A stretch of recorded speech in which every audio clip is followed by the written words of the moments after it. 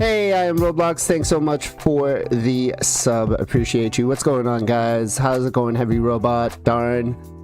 I hope you guys are ready to talk some Hydra post rebalance. This is going to be a fun one today, guys. I can't wait.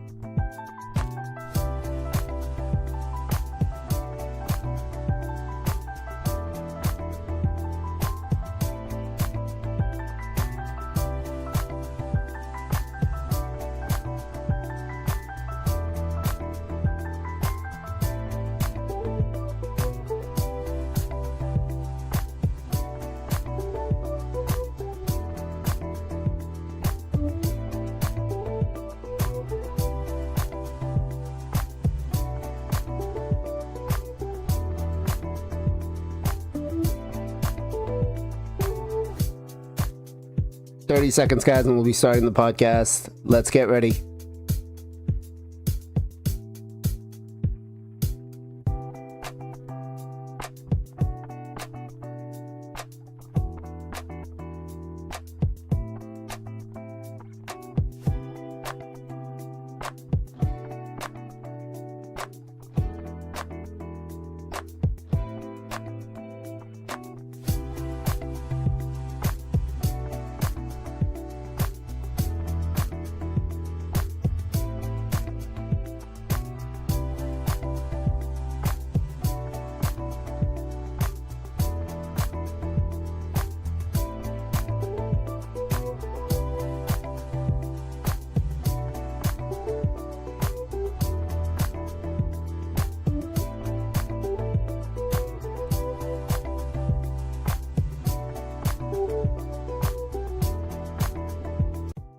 What is going on, everybody? Welcome to another episode of the Knights of TELERIA podcast. Are you guys ready for this week? We've got the post-Hydra rebalance, and man, it's caused a lot of problems. I thought it was going to be, it wasn't as, I didn't think it was going to be as bad as it was, but it's turned out to be. Trunda is still reigning supreme. Our teams are all broken, but before we get too far, let's introduce the host for today's podcast in the top red box, representing the low end of free-to-play community, Mr. FinalKenpachi. I still got to figure out a different way to announce you, but just $14, man. It's easier. What's going on, brother? How you doing? Hey guys, what's up, bro? Oh my god, what a week, dude. I got a horse finally, and after that I pulled the 4-star on him. Nice. Yes. Nice. Awesome, man. Oh my god, that was so painful, his missions, you know. I stuck on this 80 silver essence mission 2 months, dude. Really? I got a 0 silver essence in 2 months on the Sunday, 12 key. Wow. I'm not joking. And today is the first Sunday after I got him. Guess what? You got 10 silver essence. Tell me this is not scripted. Tell me this is not scripted. Oh, man. Oh. You know, I think Plarium needs to add some more missions because now the game's kind of getting boring, but... No, I'm like, I said by myself, oh man, I waste too many resources for these stupid missions. Time to recover. Okay. Time to recover, bro. Time to chill, you know? Was Besides he that, worth I'm it? doing good, but I will little... Huh? Sorry? Was he worth it? He's awesome, dude. Okay. He's awesome, man. Like, on the live arena, like, let's say people have a, like, mythical champion, they still using him, dude. He's that strong. Yeah. He's this strong. He's also great against the mythical and helped me a lot because I'm still mythicless, right? Beside the free one. And beside that, I'm doing well, but I think I have a little bit kidney problem. So in this podcast, guys, I'm sorry, I need to go bathroom a lot because I'm drinking like a crazy right now. So apologies for that. And how about you guys? How you guys doing? All right. Next up, we've got the guy that spanked my butt 2 times in a row. He is a top 100 live arena player, Mr. Gestal Gaming. Gestal, man, you are a Gizmac abuser. That's all. That's all. I haven't said Gizmac's broken for a while, man. And now that you got Intercept, it's hard not to bring him. I have to take him into every fight, honestly, because I'm fighting against nothing but mythicals, and that's pretty much the only one that I've got that's kind of meta these days. So. But man, good matches, brother. It was fun. It was fun. How's your week been so far? Any crazy pulls? Anything on this 2x? No, I haven't really been pulling much. I've been just holding. I've been holding on to shards, waiting for guaranteeds or waiting on this next fusion, man. They've been real quiet. See what's going on with this next fusion. Yeah, I think that's going to be coming out real quick too. What is it? Yeah. Probably about another week or so. We'll find out. I think, right? I think so. Yeah, it's right around the corner. Right around the corner. So next up, we got the guy who decided to say, you know what, forget raid, I'm gonna go get a girlfriend and have a real life. It's not worth it playing video games anymore. We got Mr. JR Star 3. Jay, what's going on, brother? How you doing? How dare you? Hey, what's up, man? You know, here I'm just honored to be here again. And that's not the only thing I do. I play other games as well. But it's great to be here. We have a lot of things to talk about, especially with all the drama in raid. Next up, we got my favorite late night streamer who represents the low spend. Sorry, I had to take that right. Mr. MXPJ, PJ, what's going on, brother? Doing awesome. Yeah, can't wait to talk about all the Hydra stuff. Happy to be here. Nothing too crazy for me. Just been here kind of saving resources, and yeah, happy to be back and talking about Raid. Nice. And last but not least, we got the Dab Master himself, all the way from Texas. What is going on, Dab Master?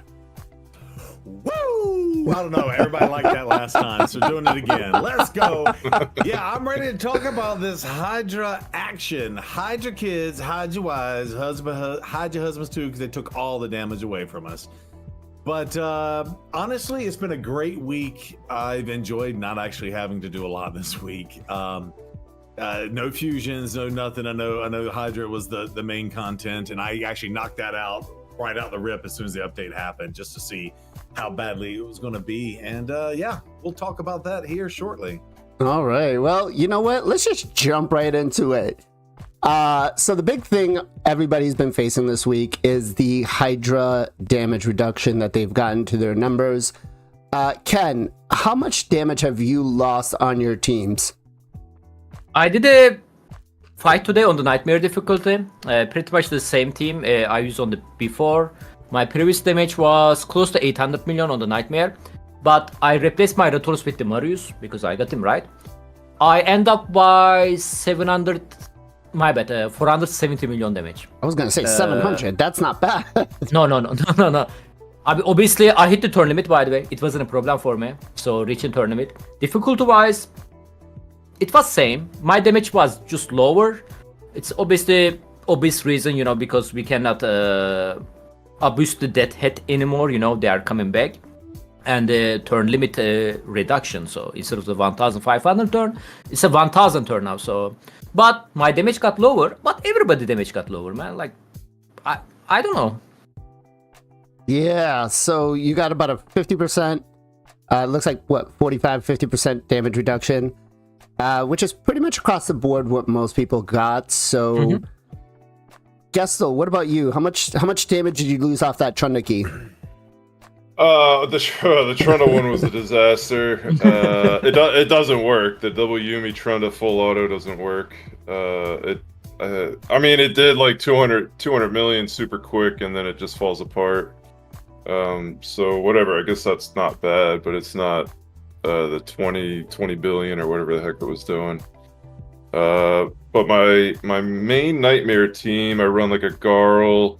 I got a 0 blessing Toshiro, and then I put a Glakehead in there for just to basically keep everyone alive, or if someone kills himself. I like running full auto Hydras. He's got a lot of good buffs and everything else, protection set. That peaked out at 1.2 billion on Nightmare, and the key I ran last night, 0 changes, just let it run. It did like 750. So yeah, I would say about 30 to 40% damage reduction, like you were saying. Okay, so Toshiro, you're about 30 to 40, not bad. Yeah. Jay, what about you? How much damage did you lose in Hydra? I'm actually doing Hydra right now. Last week I didn't get to do Hydra because I was busy doing the takeovers, and what? I'm 16 weeks. Yeah, 16 weeks now. I'm about to hit a record. 16 weeks of not doing Hydra at all. Maybe 4 more weeks, and I'll finally hit a world record. Do you have your Mithrala yet? Yeah, no, I do. Okay, all right. All right. PJ, what about you? How much damage did you lose on Hydra this week? So I have a question for you guys. Did we, as a consensus, did we think the turn drop the 1,000 or 1,500 to 1,000 was good? Yep. The overall, yes. I think the sentiment on it was we thought it was good. Yes. Okay, me too. So with that being said, if you're going to turn count, you're automatically dropping 33% of your damage off the rip. So I feel like that's something that we gotta take consideration too. So if you're dropping 50, if you're going to turn count and you're dropping 50%, you're really only dropping less than 20% of your total damage, which in my opinion is actually not that bad at all. Yeah. So that being said, so my brutal team last week did 1, and I've been doing a lot of like testing, a lot of runs, and seeing what I like, what I don't like. The best I've got this week was 690. So, Okay. And what were you? That being, you were getting? You said 1.1. that was last week Okay. before the changes on this rotation. Okay.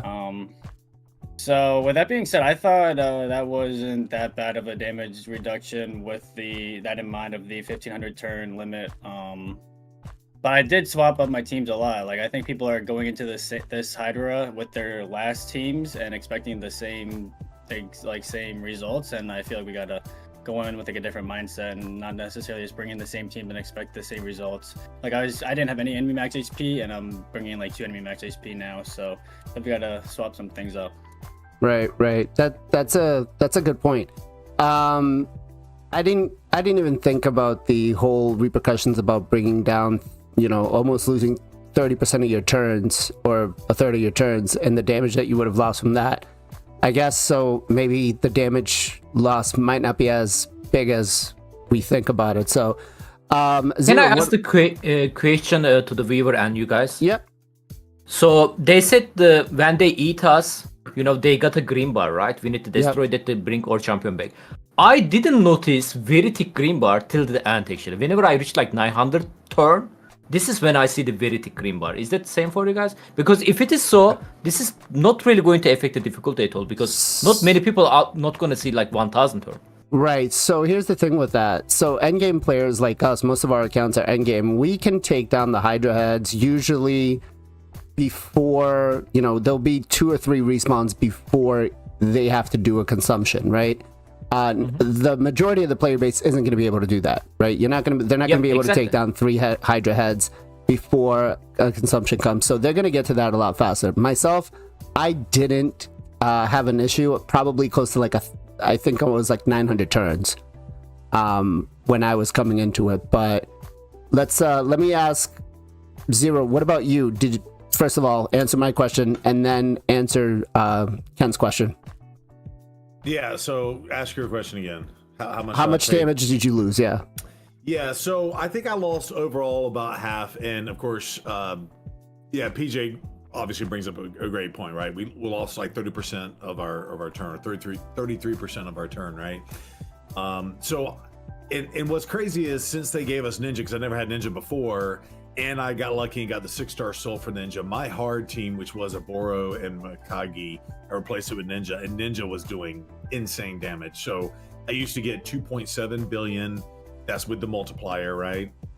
So about 1.3 to 1.4 billion damage on that Ninja hard team. That got dropped down to about 288 million. So I took about an 80% swing, and it's really the mechanics of the life bar on the deadheads and the immunity, right? That was going on. We'll get into those details later, I'm sure. But yeah, so overall, last week I didn't really care, but I get anywhere between 5.5, that's with the multipliers, to 4.5 billion currently, and this last week I dropped down to 2.5 billion. So about half. Right off the rip, and that Ninja team died at turn 820, and I didn't care to rerun it. So yeah, and then so Kenpachi's, I think for our teams, yes, but I had speed down, and I know that was a big thing we talked about last week. Is like, do we even need to bring the speed down at all? I think speed down for earlier game accounts are probably going to be needed to prevent that big eats, I guess, if you will. But yeah, cutting out a third of the fight, that is a smaller impact in the grand scheme of all the changes they made, in my opinion. Right. PJ, what about you? Did you find the consumption a problem?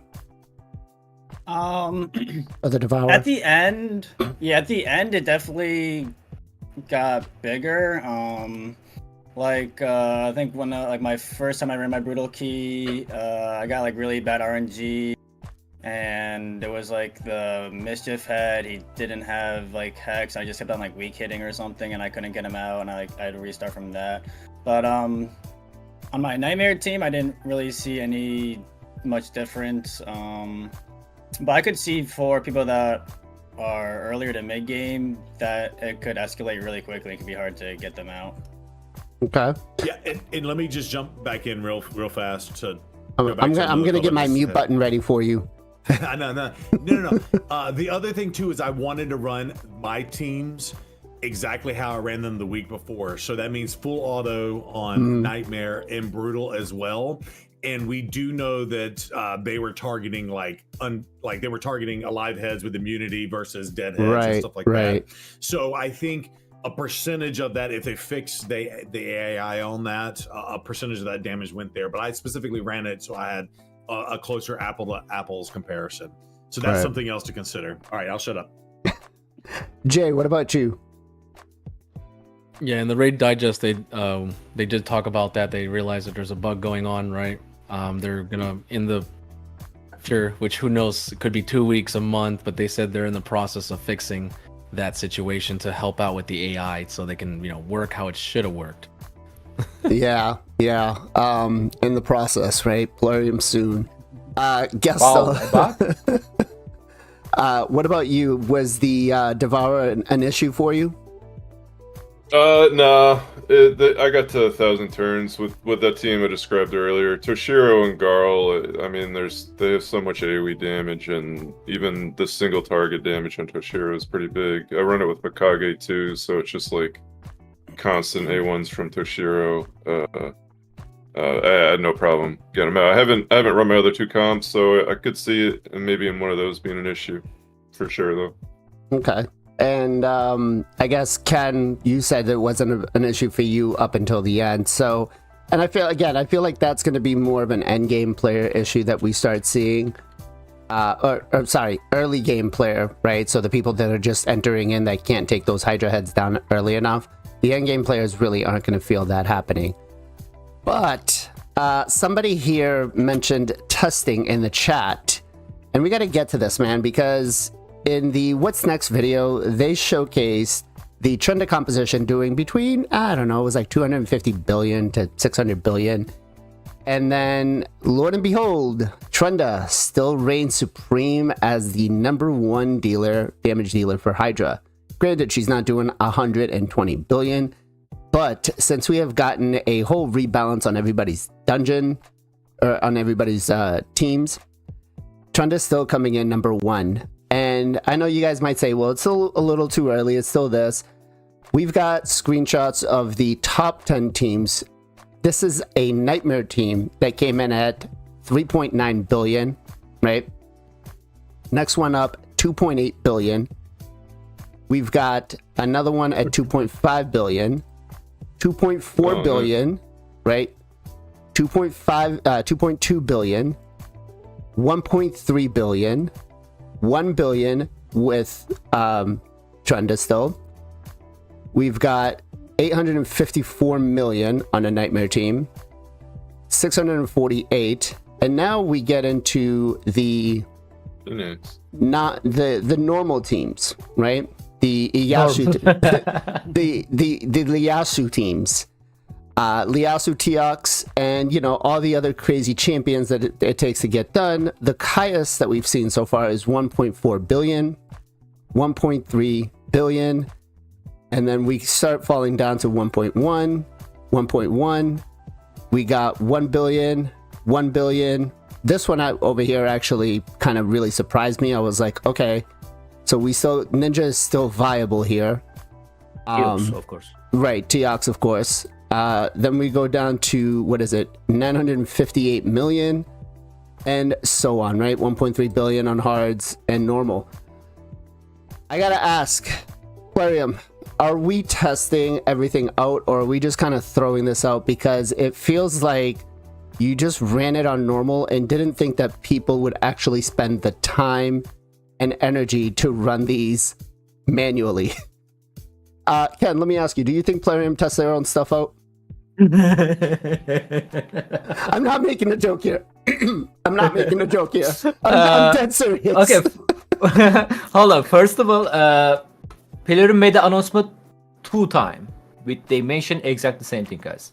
They mentioned if Trunda's team still above any other comp far away, they said they will consider to rebalance her one more time. First of all, be careful about that. There is still a chance Trunda will get further nerf. They did this announcement twice actually this last week. Second of all, no, we are beta testers. So they released the content, we are testing right now, and they are going to adjust it. They also mentioned, we got a lot of the drama about, oh, it's too hard now. Oh, it's terrible. And they mentioned that you also talk about that, right, Blazin? You asked them on the content creator chat. Yep. They said when all the heads spawn at the same time, they are not going to get this serpent wheel buff, but this is happening a lot. Yep. I got a lot of people on my chat talking about that. You talking about that. I see Scratch also mentioned that on the CC chat. They also said we are looking down, we are collecting data, we are thinking the tweak in the future. Obviously, got no when, but hopefully soon they can see what's going on the Hydra, and they can tweak it a little bit more to help the players in general. Right. So your answer is no, they don't test things. No, 100% no. Okay. Tell me one single champion they recently released or the dungeon doesn't have a bug. That's true. That's true. Gestal, where do you stand on this? Do you think they test their own stuff out? Well, I think they have to do some testing, like a minimum of testing. I'm trying to be serious here, not like obviously we can joke about it, but they have to do at least a little bit of testing. I don't know at what capacity. Do they actually have testers? Do they just jump in the game on some sort of test server and try 2 or 3 things out? Like, there's got to be some sort of limited testing. But I think to Kenpachi's point, it'd be ridiculous to think that they can test out everything. They have how many champs now? 1,000 champs? Like, it's kind of a daunting task. I think you do your best and throw it out to the public, and if it's something broken, you fix it. But we have a test server for that, right? There is a smart content creator for it. Like that is what's the true. point no, then? but they give it to them with like 2 or 3 days advance. Like, they can obviously do that. They get it for 2 weeks. Or 2 weeks. oh, they do get it. Oh, they Really? get it for 2 weeks. Yeah, Oh, so Wow. it's 2 weeks. They didn't get know it the that. week before the patch comes, and then the week after to kind of test some more things. Okay, So- well, so yeah, it's only a week prior to though. Right. But well, and that's still a very limited group, and like I mean, I don't. There's some crazy smart people out there, man. Like there's a lot of other people that should be testing this stuff, not just. I love the CCs. You guys are awesome, but there's definitely guys out there that are just at another level, man, on testing this stuff, and those are the ones that really need to be testing it. right. But I mean, it's on a fine. simple- Like, they're the ones making the content, and obviously no problem. with that, On a simple thing like normal, not normal, but auto and not full auto, wouldn't you think something like this should be tested? Like, yeah, not everybody's Oh yeah, gonna run. do I think they should do it? 100%, bro. If I had a company that was making the money they're making it, I'd have 10, 15 people testing it out all the time. We'd be constantly testing things, man. I don't know what they're doing over there with all this money, honestly, bro. I don't understand. And I'm not trying to justify it. I'm just trying to put my foot, like, I'm trying to sit in their seat and see what they're thinking. That's all I'm saying, man. Fair. They should most definitely test it. Yeah, bro. Like, I don't know, you're putting some out to the public. You don't want it to look bad. I would think you'd want it to be perfect every time before you release something. But that's just me. I don't know. Am I crazy? I don't think there's gonna be such thing as perfect, because they're never gonna be able to make everybody happy. But I think there's a line, and correct me if I'm wrong, chat, that I think we'd all be happy. And I'm gonna pose a quick question to chat. Would you guys support a rebalance again on Trunda based on the current damage she's doing and what we've seen for the top teams? Or are you happy with this? Would you leave it as it is?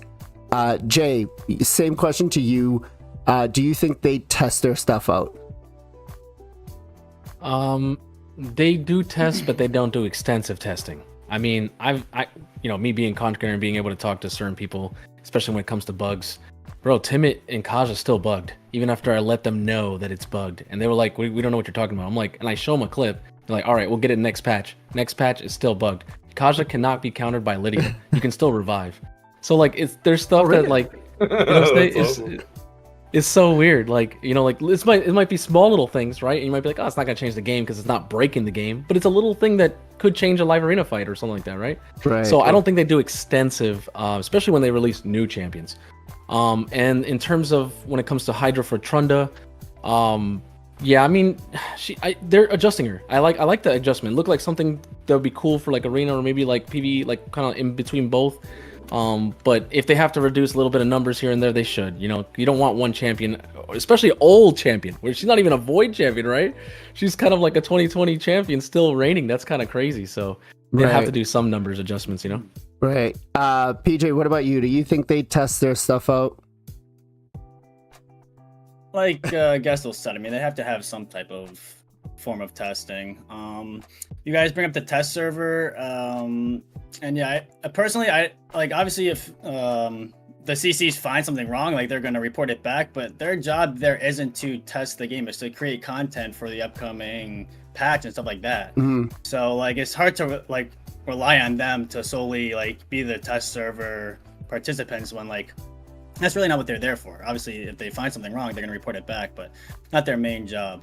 But yeah, they have to do some type of testing. But again, like, they did the showcase on, I guess it was like Scratch's account or something in the video. And I was like, guys, like, we've seen this before. We cannot believe a Polarium showcase. Like, they don't do the best at it, clearly. Like, so, yeah, I mean, they must do some, but as far as how much can we take from it, that's not, I wouldn't take much from it.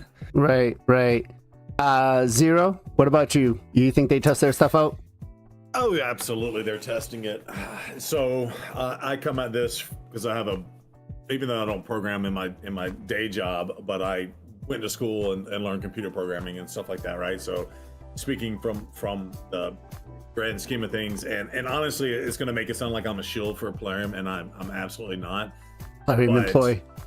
Yeah, exactly. Yeah, I haven't gotten that kickback yet, or that check from them. So trust me, I'm not kissing their butt for a reason here. But honestly, I would much rather have it the way they're doing it now. And I know that's a controversial take on all of this, but here's the deal. They have, over the last 2 years I've been playing, they've released so much new content. They've released so many new champions. I feel like every 2 weeks we get a brand new champion. They are introducing new mechanics with these champions. They're not cookie cutters. I know I've kind of said this. Zero's a player. No, I'm not. But I mean, they could just give us the game and not give us new content and not new champion. Or they can, take old champions and just, cookie cut what works and just, hey, this person gets a little bit of this, so this person gets a little bit of this and a little bit of that, and we know this doesn't break the game. Or we introduce intercept and we introduce, all these different mechanics in the games that they're introducing. But I think what I will say, taking that stance on it, is they do need to get better on addressing when they find something that's majorly broken. Like, it's taken them how long to fix Trunda now, quote unquote, fix Trunda. And then I think the second part of your question on this, I think this is kind of what we were asking for. I think every team got nerfed, and I think that goes back to them. They want to address all problems as much as they can. They took Trunda from doing 100 billion or whatever she was doing down to anywhere from 2 to 10 billion. In this current meta, it is the top tier whatever, but they kind of did what they were looking to do. They only nerfed one champion, meaning changed the skills of one champion, and then brought everything down to a certain level. But yet the people, because let's talk about this, right? If they had nerfed Trunda into the dirt and made her, just the worst champion to use now, everybody who invested the resources into Trunda would have been absolutely pissed. So they kept Trunda in comparison to everybody else, who the people who have her and invested the resources into her. She's still a top tier person to use, but they just brought her down from, one person with an awesome Trunda can out damage an entire clan's worth of points, down to, okay, maybe now 2 or 3 people with the Trunda can compete or whatever. I don't know. But right. I know it was a long-winded sense, but do they test? Yes, they test. but I think they've built a game that's so broad and so vast and so diverse. They can't test all these things. I think they just need to get faster at addressing once the community, like Gestal said, there's a lot more smarter people at this than even they are. And when they find a comp that completely breaks the game, they need to address that a little bit more quickly than they have. Right. All right. So I'm going to pose this question to you guys in chat. This goes to Wills, you too. Now, anybody who played Overwatch knows that there's two separate servers, right? There's the Forerunner server, ETR. and there's their lover, there's the live server, right? The Forerunner server, there's, I don't know how many accounts exactly, but they get introduced to everything first. They get to go out, it's testing. It's kind of like a beta server, right? Where they go in and they use all this stuff. What do you think if there was two separate versions of the game, the beta server, that, you know, some content creators, some of the end game players would get to be able to access, some of the earlier game players would be able to get to access, and, you know, they could test some stuff out. They could see how it works. That way, before they release it to the masses, they get some more information rather than just kind of saying, okay, well, we've kind of tested this to what we feel is working. Let's release it, and then we'll wait 2 years to rebalance something or test something else out. What do you think, Ken? Would something like that work here? Would you be satisfied if Plarium all of a sudden one day said, yeah, we're going to do this? I mean, bro, to be honest, they need to listen to people first. You know, like if they are not going to listen to people, what they said, doesn't matter how many test server, right? Like before the Trunda release, my bad, not before Trunda, before the Hydra class started, I made a video about that, right? I got a warning from Plarium because of that. DC's was warning them about the Trunda. They was saying literally it's going to be Trunda wars. Bro, they did nothing. Like I'm talking about before the clash started, guys, like 1 year ago. They did nothing. They released the clash with the 10x Trunda. Like, what do you expect from them now? Like, I mean, that's true. But I think, like, let's say, yeah, I will say that they waited way too long, and I really hope that 1 year, dude. They sold her in purpose. Come on now. I agree. They released a 15x to make a couple of. They even do Garantinia, man. Come on. They even put the Lanakis on the shop recently, and they nerf her after the 1 week, like or 2 weeks. Yeah, they Lanakis was Trundacon. They definitely, I will say, took advantage of the situation, right? Or made it, the way that they have proceeded makes it look like they've taken advantage of the situation. That said, though, I feel like the way. One sec, sorry. I feel like taking the time to redo things on a live server, I think is just, it's a lot of work, right, to put it out. And I think if they just had that closer, like, okay, well, she can remain broken on the Forerunner where it's only affecting 1,000 players, as opposed to... They were in like less than 1 month. I get you. And I remember what they said about Trunda. Trunda is a hard comp to build. You need these particular champions and all this and that. And yes, output is normal. Yes. It was normal for a year ago, not now, not what they want. But I feel like, you know, it's definitely something like they would be able to benefit. And yes, to your point, you're right. They waited way, way too freaking long to do it. Sorry. Okay. Now you continue. Okay. Sorry. First of all, the game you mentioned, like Overwatch, or actually I just said like PUBG, stuff like that. Yeah. This game... Watch our ROM, sorry. Watch our ROMs. Yes, this... Watch our ROM have that? Didn't know. Yeah, Watch our ROMs like, has two let's different talk servers. about normal games, not gacha games. Okay. In this game, actually, nerfing stuff not that important. You know? Because, let's say I'm using one character. Let's say I'm using Ninja on the Overwatch. They nerf it, right? Well, I didn't buy him. I didn't spend my money to make him +4. I'm gonna play another character then, right? They are gonna buff the another character, and end of the story. In these gacha games, when you nerf the stuff, people will invest their resources on it or the money. Obviously, it's gonna be, you know, like they are not gonna be happy. You cannot judge them. Because of that, you need to be very careful about this broken stuff. When you getting feedback from either players or the content creator, you should be consider, hey guys, like we either stop in Hydra Clash right now, you know, we cannot fix that problem at the moment, so we decide to close the system automatically, you know, so nobody can abuse it, or they're gonna make a statement, hey guys, we cannot fix that right now, but we will fix that in the future. We don't recommend it you guys invest it. They actually did that on the Yisensa, right? So Yisensa was the buggy. They decided to release a 50 nix, I believe, for her, but there was a note there. Hey guys, she's a buggy right now. We are gonna fix that in the future. It's a right under her 50 nix announcement. Well, let me counter Again, you like with, they made a mistake. Let me counter you that with they did do that for who was the Void Legendary that they did. No, there's another one. There's another one that they had. Fortis was I mean they said, hey, we're gonna balance them out. We're gonna fix them. Yeah, they released a guarantee, right? And I listened them. Yeah, I listened them.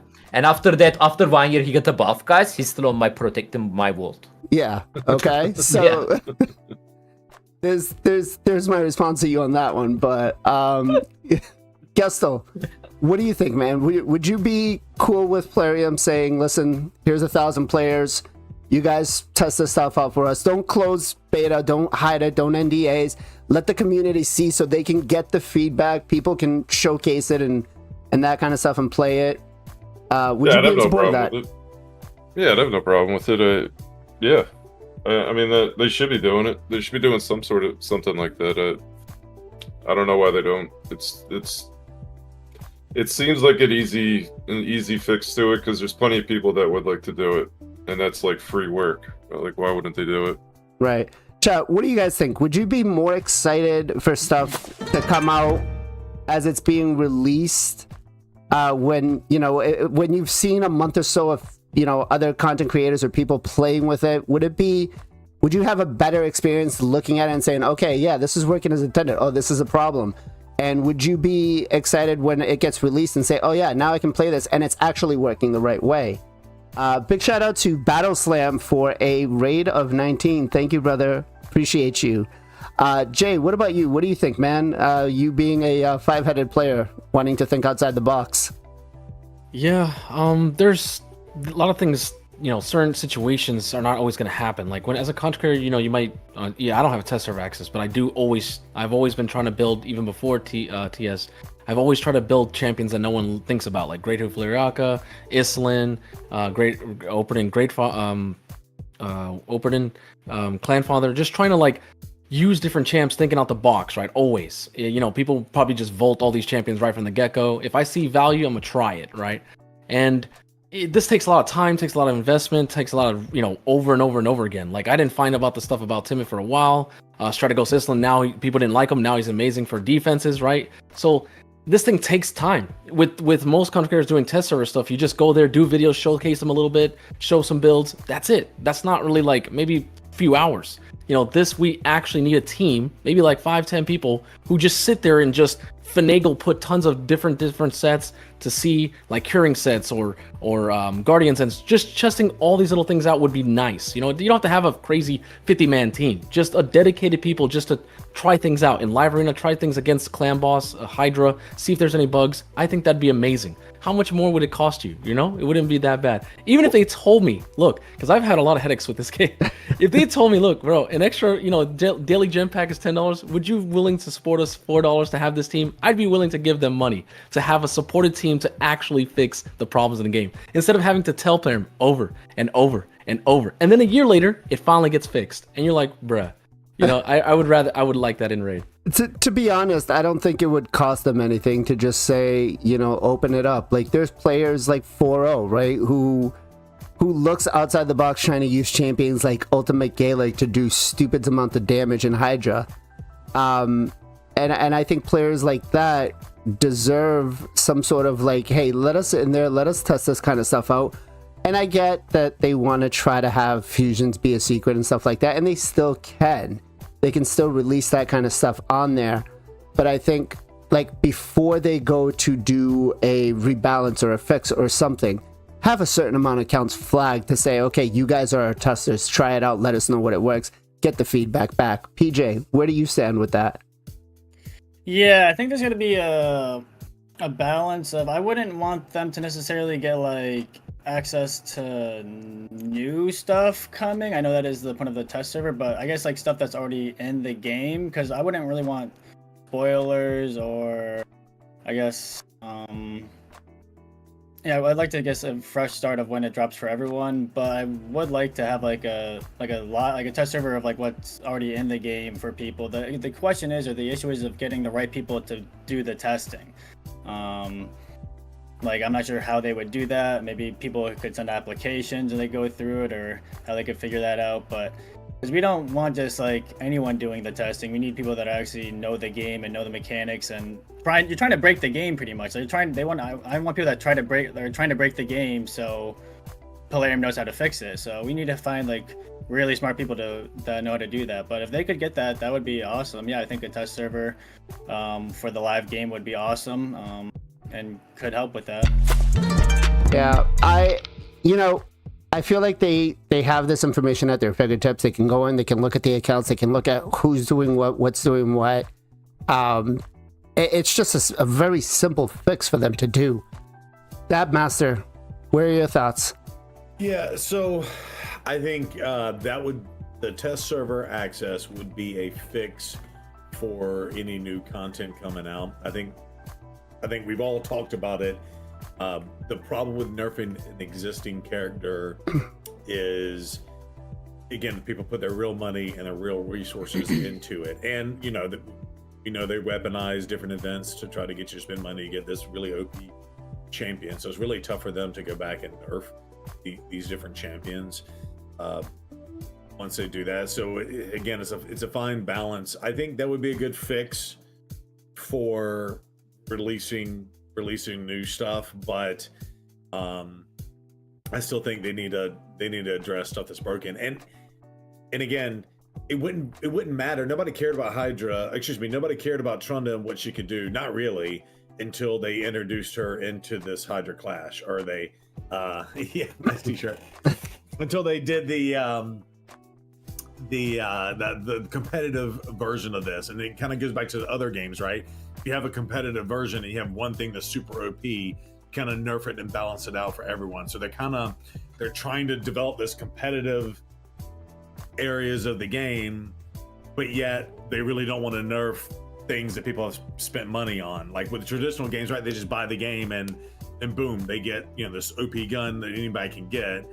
Well, maybe you nerf that one gun because it's too OP, and that doesn't really, because that impacts everyone. Well, this genre is a lot different. So to answer your question, yes, testing could potentially help prevent stuff from getting into the game, but they need to get better about nerfing, and people need to really understand, hey, if they're going to keep giving us new content and new champions and new mechanics and things like that, when they break the game, because inevitably they will, they got to be able to fix it, right? And not get, hey, I'm leaving because you nerfed the thing I spent $300 on.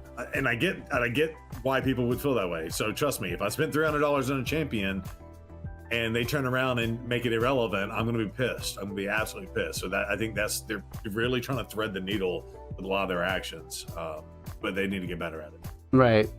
And by the way, it just come to my idea. Sorry to disturb you. If they give the access to everyone on the test server, like when the new champion release it, then what's the point of the releasing the content, right? Nobody gonna watch the videos then, right? From the content creators, especially if we have access to the test server, they're just gonna, hey bro, I'm not gonna watch you. I'm just gonna build the champion myself. I'm gonna try myself, right? This also the little bit, I don't know, kind of not fair maybe for the CCs. I guess you're right. You've got a valid point with that. But maybe, like I said, I feel like there's some sort of way right there where they could test it to the masses for people to be able to get like a long-term thing, like even just, and maybe not just the champions themselves, but let's talk about, like, if this Trunda rebalance, right, had came out and there was 1,000 accounts that had tested it out, that were able to play with it and this and that, they could have gotten some back information while the live server, or the second server, the main server, had everything going. They could have gathered this information. They could have seen. People would have been able to test this stuff out, and they would have gone back and said, okay, well, this isn't working right. The Serpent Soul isn't working right. Well, now we didn't test it on manual. The community tested it on manual, and now it's working. You know, it's doing 2.5 billion instead of the 120 billion. But then the other teams are nowhere near to what they were doing, right? The decapitation on the heads doesn't work as well. So I feel like, yes, I get your point of the decrease, the content creators not being able to view. But let's face it, I mean, they get the server access once a month for making YouTube videos on a new Fusion champion. They don't have to release the Fusion champion to the masses. The Fusion can just go out as it is. I'm talking about specific examples like when things are bugged like this, they get to test it first before it goes out to the masses, right? I think something like that would be good. Real quick, I just want to give a big shout out to Cruzan, who we actually just did a shout out. We just did a collab a couple of days ago for Top 100 Live Arena. He is the #1 Live Arena player right now. If you guys don't know him, I did put the link in the chat. Make sure you guys go give him a follow. Great guy. Love to talk to him. I think we recorded a video for almost an hour, and it was really hard to try to do what I did. Yeah, I know, right? But really, really insightful. Lots of love to him. That said, now, let me ask you, should they go back and rebalance Trunda again, or are you guys happy with the amount of damage she's doing compared to the rest of the teams? Ken? I mean, if her maximum damage, like this is the best team, right? Like one of the best, +4 full ascended, you know, doesn't matter. If her maximum damage is 3 billion, it's fine for me. 3 billion is okay. 3.9 billion. Yeah. Okay. Maybe with the multiplier, that's with the multiplier, that's 12 billion points almost for Clash. Yeah, multiplier is gonna be affect everybody, right? So 3 billion for me is okay. Like Okay. I won't nerf her again if it's maximum 3 billion. Okay. More than 3 billion is a little bit. I mean, especially the other teams you show me, not Trunda Abuser at the moment. The teams you show me, they are more like 1 billion, right? Right. I believe 2 billion difference between them is fair. So the next one is 2.8 billion. This one's 2.5 billion. They are Trunda still too. Right. Can I ask a question real fast, just to level set for this topic? So people would do, for the most part, Hydra hard because they could do so much damage, and the 2x multiplier was better than the 4x multiplier in Nightmare previously. Now with the changes, they can do the most damage in Nightmare, and the 4x multiplier is better now. Is that correct? Is that kind of what we're seeing? That's kind of what it looks like. Yes. Okay. So sorry, Ken. Continue. No, I'm done. Okay. All right. Chat is lighting up right now. Gestal, do you think she should get another rebalance after this? Yeah, well, not yet. We got a couple more weeks at least to see how this all plays out. Like, did they not change her A2 at all? They changed everything. And mind you this, guys. Mind you this. Alfred brings up a great point. This is a bad rotation for Trunda because there's 3 heads that are negative affinity. Right, so the damage potential is going to be a lot higher as we go through. So, yeah, it's a wait and see. I feel like if they just fix the A2, man, like why? I don't know, why is her A2 scale so differently than every other ability in the game? Still, like, 'cause I thought that's what they were gonna fix. Well, so and that's that. I guess we should give a little bit of clarity on what's actually going on now, right? So before you used to target whichever was the weakest head. Now you have to target a decapitated head, and the splash damage goes over to everything else, and then kills the other heads, even through Poison Cloud. So that's how the strategy goes in now. Oh, okay. I mean, can I say something to Gestal real quickly? Yep. Yeah, Answer please. this question. They try to not kill her. That's the thing. They Oh, I trying to see. balance her without killing her. That's the hard thing to do. Okay, So, yeah, I guess if they still wanted her to be top dog, if we're coming at it from that angle, which makes sense, makes the most sense. Yeah, then they'll probably end up tweaking it because I'm sure it's gonna be way better than it is now. I think people will find other ways to abuse it, but it's way better. I mean, I think there's no way you could argue that it's not way better. Everybody if we're talking 3 billion now, right? 3-4 billion, where we were talking like 80 billion before, 100 I billion. think so- 120 billion. 120 Yeah. billion was the highest one. So I think they've achieved the goal. That seems like way more in line, but she's still the queen. I don't know. If that's what they wanted, then that's good. Whatever, I don't really care.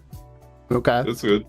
So you're okay with leaving it as is currently? Just wait and see a little more damage and see what happens. I'm certainly a wait and see. I don't know. I don't care if she's the best or not, frankly. So, and I have a +3 Trunda, so, and I've invested a lot into her. Okay. But Jay, what about you? Do you think they should go back and rebalance her? No, I think she's in a good place now. She's different. She has a still high cooldowns. You know what I'm saying? Like I've always wondered why they haven't made her like a 1-3-4, at least a 1-3-3. Like it makes sense that she would hit hard at their high cooldowns. And of course, people are abusing other champions with them. That's why they're able to do it, like using resets and things like that. And of course, you're gonna be able to do that. Spam someone who has high damage and just keep using it. No, I think she's pretty interesting. The whole point was that I wanted her to be be better for arena. Like you never really see Trunda. Some people were, using. What are you talking about? She was like the queen for like a year and a half. yeah. Nah, not that I. Before Stone Skin. Before stuff like Stone Skin, she was Yeah, like yeah, the yeah, number one but that's- arena nuker. Dude, Stone Skin's been on almost 2 years now. Come on. Yeah, that's what I'm saying. She was like the queen for like a year and a half.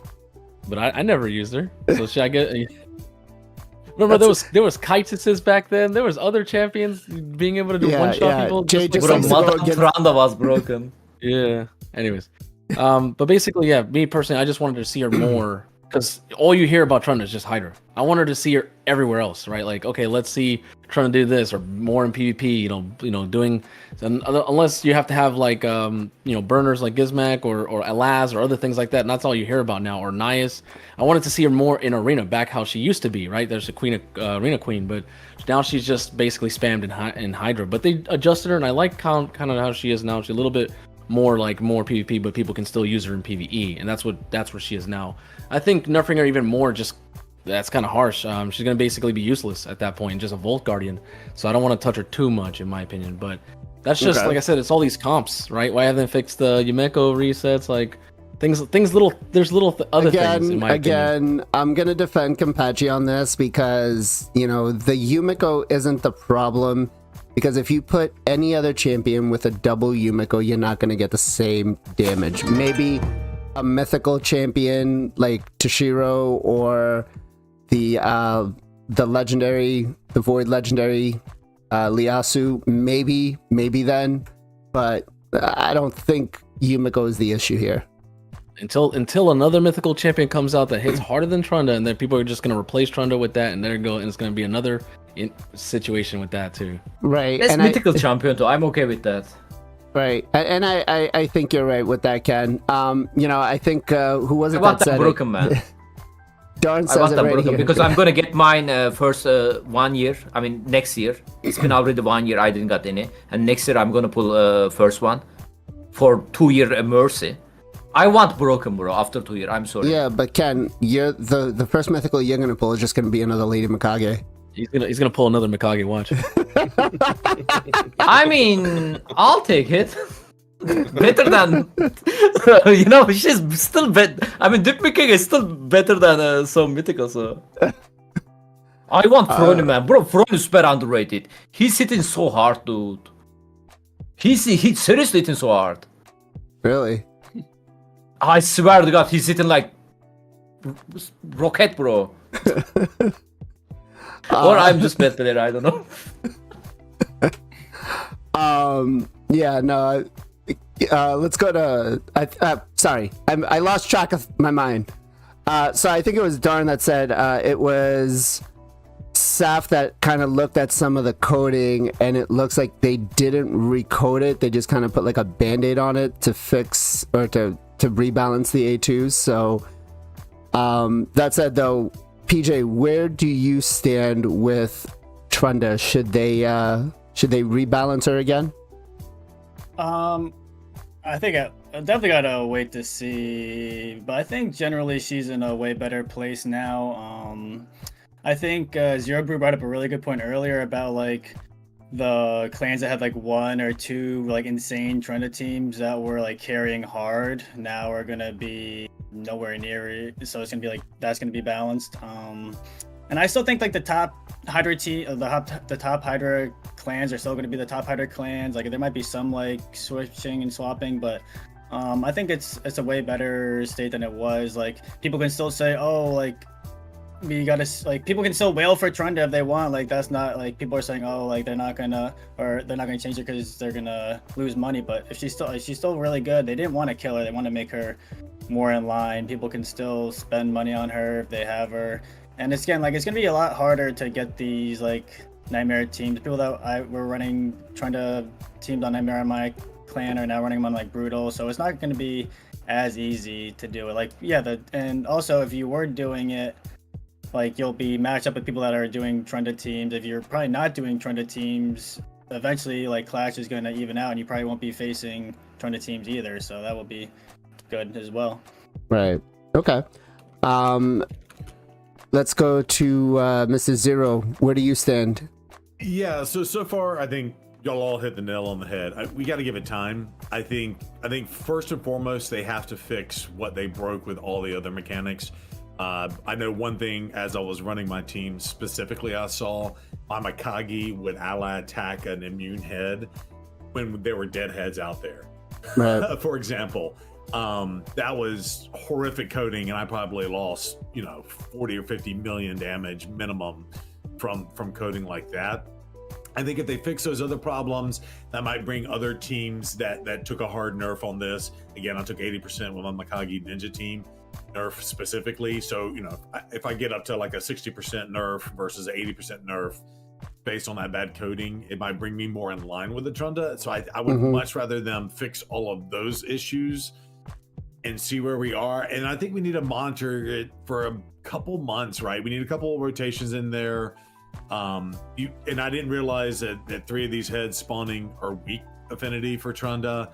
So if Trunda goes from putting up 10 billion clash points worth of damage to 20-30 billion clash points worth of damage, that's gonna be an issue that needs to be nerfed. Right. Still, but I think we need to see kind of where we are, and first and foremost they got to fix the AI and all that stuff. And then I think it's very laughable that they said, oh, we'll never have 4 heads that are completely immune, and like I swear to God, every single person had a screenshot of all 4 heads having immunity too, which was absolutely hilarious. And I do want to say one thing. Mr. Bossman in the comments made a very valid point, and I kind of said this ahead of time. But if they're going to lower our turns by 33%, they should absolutely lower, not necessarily the chests and the Hydrix, we well exceeded those, but that new accessory for the 1.2 billion, they might consider dropping that down by a third to maybe 800 million or something like that. I think a lot of the early game people took a real hit where they were able just to get those end awards, and now they feel like they're back at square one. Now I do want to recognize that Plarium said this is meant to be in game content, so early mid game players who were doing enough to earn those rewards, maybe not necessarily able to get those now. That's to be expected. Again, I'm not trying to crap on any of the newer players in the game, but I think someone said this last week. We all went through that, right? Where we couldn't do anything, and now people who play this game every day, especially us who stream it and stuff, right? Who put a lot of time and effort and energy and money in some cases into this game. We're there now. We can get it, right? So, right. But I do think that's a valid point. not to push another collab, but I did one with HWZ, and he made a really good comment about saying, you know, it's great that they redid a lot of this stuff because some of it did need to be balanced out, but they shouldn't have taken away what the player base had already earned. So if they were able to get that one key nightmare or brutal team, or they were able to get some of these chests, they shouldn't have gone to that point where they reset it and now they can't, right? And that was very wise. And I didn't really think about it until, you know, I was reading some of the comments on the videos. But that said, should they go back and re-roll some of these rebalances back to the way they were? And if so, what would you say would be the number one that they should go back to, Ken? Putting you right on the spot. Go ahead. Maybe Serpent Wheel stuff. You know, they can adjust them a little bit. Serpent Wheel, I think, but the Hippo, but no, not the Serpent Wheel. You know what? When you kill them, they have a HP bar now, right? And yep. When you finish the HP bar, they respawn again. That thing, I think everybody hated that thing. So yeah, I've got a different answer for that, and I'm gonna be a little controversial here, but that HP bar has made enemy max HP hitters actually be useful because now they can hit for double of the damage that the Hydra head used to have. So I feel like that isn't the answer. I mean, maybe have the HP head, but still give them the full turns. I think something like that would be a little bit better instead of just removing that and rolling that out. Let's go to Gestal. What do you think? What should they re-roll back to? I feel like not necessarily have to roll it back. They need to have a better way of getting the 100% block damage out. Because I feel like I could have, like, I've had 4 heads pop up all at the same time, and it's basically just one's coming back with the without that 100% block damage. I almost, if it could do like one then the other, like always make sure that it's not always it wouldn't be 3-1, or in some cases if they don't pop up right at the same time, all 4 of them could have it. If they could maybe alternate it or something, I think that could be better. Maybe I don't know, maybe I'm off, but that's what I found the most annoying. Okay, sorry guys, I was laughing because Ken puts in chat, gotta go pee, sorry. So it just made me laugh. It makes me feel like I'm talking to my son, like, Daddy, I gotta go potty. To your point, I feel like on this one, right, the Serpent's Will buff definitely needs to be reworked. But chat, what would you guys think if they did it on a rotation, right? So let's say the Head of Decay spawns this time, it has the Serpent's Will, but next time it goes on cooldown and it can't respawn until the 3rd time. So every other time, I think something like that. That way, if you get the same head spawning back to back, it doesn't have it. It gives it a little more RNG. And then, you know, I feel like this one might not be a hot take for everybody, but what about if your debuffers had a, let's say, 2-piece set that was able to strip protected buffs? But I think that one might land us into some of the trouble. Jay, what would you want them to see roll back or address right away? Well, you know what? They could adjust their planning because they told us 2 other Hydra heads were going to come out. I'm still waiting for them. So what they could do is, if people are having with the Serpent Will situation, they could just release a Hydra head that they promised, the Thunder one, the one that stuns everybody, or they could release a Sheep one, which sounds crazy. But let's say where they went with that one, and with the passive says it doesn't get Serpent's Will, right? And now you can start abusing during that rotation. You don't have to worry about it anymore. You can focus only that head and bring champions that are strong affinity towards that head and come up with this strategy so you don't have to nerf everything or rebalance everything. Because I feel like they go in circles, like they'll rebalance, they'll fix things, and it's just something else gets messed up when they mess up this, and it just oh my gosh, it's just been years of that back and forth, and eventually just kind of like stalemates out like over time. I think that's what they should do. You know, you told us it was going to come out. We had a whole timeline, 2 heads, and we have got 0. So just release new content. It'd be new stuff. new things people can work towards, and at the same time, just don't put Serpent's Will on it. And there you go. Everyone would be happy, I think. Okay, so Jay says, just give us more content and we'll shut up about what's currently going on. We won't even think about it. PJ, what about you, man? Yeah, so generally I think it's all pretty good. I could be wrong, but I feel like the Serpent Will honestly is helping us. Well, depends on how you do it, because in the old way, the Serpent's Will was 100%. You were getting Serpent's Will every time, and Correct. it was 75% mitigation. Yep. So like on Nightmare, Brutal, unless you're using like Trunda or insane damage, like you're not doing much damage to those heads regardless, either way. So here, if you can get the mechanics of Hydra right, like the mechanics are all different now, so we have to kill multiple decapitated heads at the same time. So if you can do that, now one of them isn't coming up with the Serpent's Will at all, and you can immediately start hitting that head with damage. What I'd like to see them do is have it where you can only have 2 Serpent's Will like at a time. So that way you can always be hitting 2 heads, and then 2 heads will not have it. And because I think they took away they wanted the damage to be lower, and most of the people were getting damage from the decapitated heads and just farming the damage off of that. So I understand them like giving that HP, but in order for us to make up damage, we needed to be able to start hitting them sooner, which would be, yeah, the Serpent's Will only having 2 at a time I think would be nice. But yeah, generally, like, it's just the mechanics of Hydra are way different now. It's if you can get the mechanics down and are able to get that like rotation of 2 heads popping up and then keeping 2 heads waiting, and then like kind of getting that rotation down, you can get good damage, but it's just way harder to get that to be like consistent. Okay. Zero, where do you stand with this? Yeah, I think you said it. Was maybe even put it on cooldown. Maybe they could introduce like a percentage chance, right? Like a 50% chance or 75% chance it actually lands when they respawn, something like that. Just so it doesn't 100% always come back. I think that would be potentially a help. Or the cooldown. I think that mechanic was designed to limit the damage that could happen, right? Because again, Trunda would smack a dead head and it would just spill over into the other ones, especially if you had Hex up, and you would just do these massive nukes.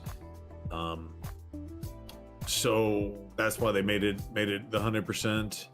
And I go back to what I said earlier. They got to fix the AI and the bugs first, because if you run it on auto, it's doing some real stupid stuff. Right. I mean, just yeah. I don't know why they programmed it to not target a dead head and target an immune head. That's so silly. Right. I think this is one of those, like, let's give it time. I again go back to, if the main thing they were going to try to do was nerf the cheese and the exploitive 100 billion damage things, they did that, right? Now they just need to fix what they broke in the process. So I'd rather than focus that than worry about tweaks. But if I were to think about a tweak, maybe that some RNG or percentage for it to fail and not always come back with immunity, because that's what's killing everyone's damage right now. So right. So I guess Plarium, really do a better job at testing things out, especially with the AI. That right there tells us that you don't test out as much as you should. If there's a rebalance to happen, and chat, this question goes out to you, how long should Plarium wait before they do anything? Should it be a week, a month? Should it be a year? I know the answer to that one is going to be no. But Ken, how long should they wait before any rebalance happens to what's going on? I mean, I actually have very little experience about the coding, but sometimes maybe bringing Rebalance or the fixing stuff can take the time. There is nothing wrong with that, okay? And but if they announce it, hey guys, look, this thing is broken, we are going to fix it, but at the moment we don't have resources or the ability to fix it, but we are letting you guys know you can abuse it right now, but don't cry in the future.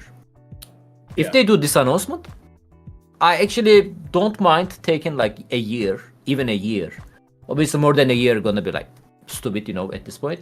But I will even accept that. They just need to be a little bit more clear, man. Like, if there is gonna be something broken, especially right after they said, like, the team is fine, guys, you know. It's fine, guys, you know, like, it's hard to build, it's fine, guys, you know. Obviously, you are gonna make the people upset if you decide to nerf it then after 1 year. So I hope they are not gonna do the same mistake again. Okay. So, yeah. So you're saying 1 year, you'd be okay as long 1 as year they maximum. as long as Yeah, they say, by hey, the way, listen, we're gonna nerf this. Just giving you a heads up. By the way, we're gonna do 15 X's and 20 X's in the middle. Yeah. Let me add one more thing. It usually took the Plerium nerf the broken stuff close to 1 year. Like Rotos, if you guys remember back in the day. Jesus, man. Oh my god. That's not true. They fixed Emek literally within days of it being announced. Emek wasn't that broken, dude. Really? The shield mechanic wasn't that broken? The increased shield? I mean, compared to Rotos or Trunda? I mean, Rotos was Armand's? only an arena. Armand's is just, I don't know. Look. I reset the pool second Armaz, guys, on the 2x. I didn't get happy because Armaz released 6 months ago, and I believe next 6 months we are going to see he's getting nerfed. So I'm not. Yep, I am not going to build my second one. Maybe I can just 6-star him, not a big problem, you know.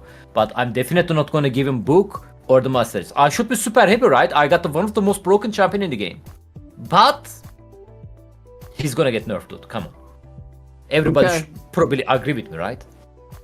I don't know, Chad. Do you feel like Armand should be nerfed? And if it gets nerfed, we know we've got to blame Kenpachi for it. I'll take it. You know what? I'll take it, man. I want his death, bro. Blame me. Kenpachi. Shit.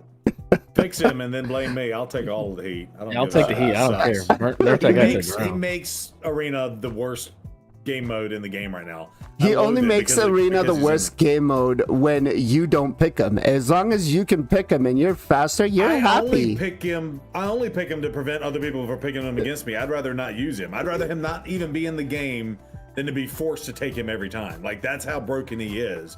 Like, that's terrible. He's in every single fight. It's awful. It's so shit. Ken could do a really cool Armand's cosplay. You know, I think that'd be kind of cool. I think Ken could really fit Here's like an your Armand's. cosplay for Armand's right here. This is what Halloween's Armand's right is. around the corner. What is that? It's a blue. This Oh is my Armand's. Hold on. Put some sunglasses on him. This is Armand's right here in the game. Wait, is that hot? Howdy ho, howdy, howdy, howdy ho, howdy, howdy, howdy ho. My name is Armand. I'm Okay. envelope. Clip that. All Clip that. right. Okay. All right, Gestal, how long do you think it should take before they, if they do a rebalance to Trunda or anything else in Hydra, how long do you think they should wait? Well, I compare this to a genre that it doesn't really make sense to compare it to, but when I played Smite for 10 years, I'll be playing Smite 2 whenever that rolls out. I've been playing it here and there, kind of offline. If there's an OP champ, i.e. Armand's, Trunda, however you want to play it, if there's a champ that's getting picked or top damage 99 to 100% of the time, it's gonna get reworked. It's gonna get changed because you don't want that kind of level of domination, and they do it almost immediately, if not within days of this like becoming a thing. And in fact, they'll even go they'll go as far as to not allow a champ to be played like in their pro league if it's not being able to be fixed quick enough. They'll just say, yo, you're not using so-and-so this week because she's broken. So I feel like they should do it as quick as possible. It's, just coming from a different genre of games. Why they don't do it, why Armand's is a picked 99% of the time. First picked, not every fight, but first picked 99.9% in Live Arena, and he's still... Everyone's like, yeah, he's fine, man. He's totally fine. No, that's not normal. In any other game, any other genre, he would have been changed a long time ago. It's just the way it is. Well, let me ask. So I don't know I don't know why, but they should change it as quick as possible. Well, let me ask this then, right? Because I'm looking at some of the comments here, and 200 Years of Zed says, never nerf our mons. Full mythical teams are way worse, and that is one of the things we're seeing right now is full mythical teams because of their 20% ignore resistance. Our mons is kind of like the community's way of being able to combat some of these mythical champions. No, but toxic. Just saying. Ken's like, no. He's toxic. What if the team of mythical champions gets Armand's first and then a team of mythical champions? Well, that happens. You got Would you rather have the Armands there or not there? I don't know. You're gonna have a 50-50 chance, right, of being able to, but it does give those other players something to do or to be able to use. That said, let's get back into the subject at hand, which is, Jay, how long should they wait before they rebalance anything or do any changes? How long is too much? I mean, man, based on their previous record, it usually takes about 6 months to a year for them to do anything. They would have to just change it in general. Maybe they're just too busy with all their other games and only really care about Raid in terms of when they can market and when they can make money. Because when they know they're losing money, or when their investors are having to build rares or other champions like epics instead of building Legos and mythicals to get these high numbers, that's when they want to change something. When something's actually bugged that breaks the game because it's beating everything else, that's when they'll instantly do it overnight or do it within a week. But everything else, they'll milk it. They'll put shards, they'll put everything they can to be like, hey, look, get this, and then later on nerf it or adjust it, rebalance. So honestly, with them, they would just have to be way more consistent, right? But in terms of when we talk to them or certain things like bugs, it takes time, and I get it. But they just need to be more serious about it. And honestly, to be someone serious, you have to do it within days or weeks, not 6 months or a year. That takes way too long, because basically we're all living the in-betweens of the draw, like of what should be adjusted or nerfed. Then it finally gets, and it's like, oh, well, we survived that when that was OP, and then something else becomes OP, and we got to do 6 months of that, then wait till it's an infinite loop. It's crazy. So I don't know. Maybe that's a tactic they'd like to do to keep that people talking and upset, like riled up all the time. Maybe that's their strategy, but they would need to do it within a few weeks. Well, I mean, my answer to that is going to be bad publicity is still publicity, and what better way to get somebody to talk about you, even though it might be bad, by pissing them off, right? It was one of the conversations I had with HWZ where I was like, do you think Plarium sits behind those meetings and says, how can we piss the community off today? I would really love to see if that actually happens. PJ, how long should they wait before they kind of rebalance anything or change anything? Yeah, so quick thing about Armand's as well. I know we're gonna move on, but one thing, he's not a mythical. You got to spend a lot of money or get really, really lucky to get all those mythicals. And he was a fusion, so everyone has them, which is rough. Also, if you are in the mindset of they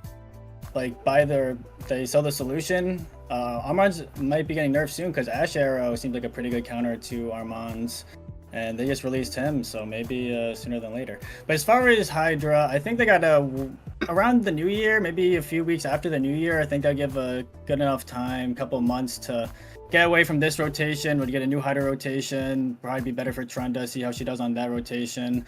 I think 6 months to a year would be too long for this. I think 2 to 3 months would be perfect. Have people test stuff out. I wouldn't want it too soon, because then people are gonna, it's like change after change after change after change. Like, people are building a team for the change, and they have to build a new team for the new change, and build new stuff for another change. So I think 2-3 months, beginning of the next or this new year, we would have a good idea of how these rebalances have impacted Hydra.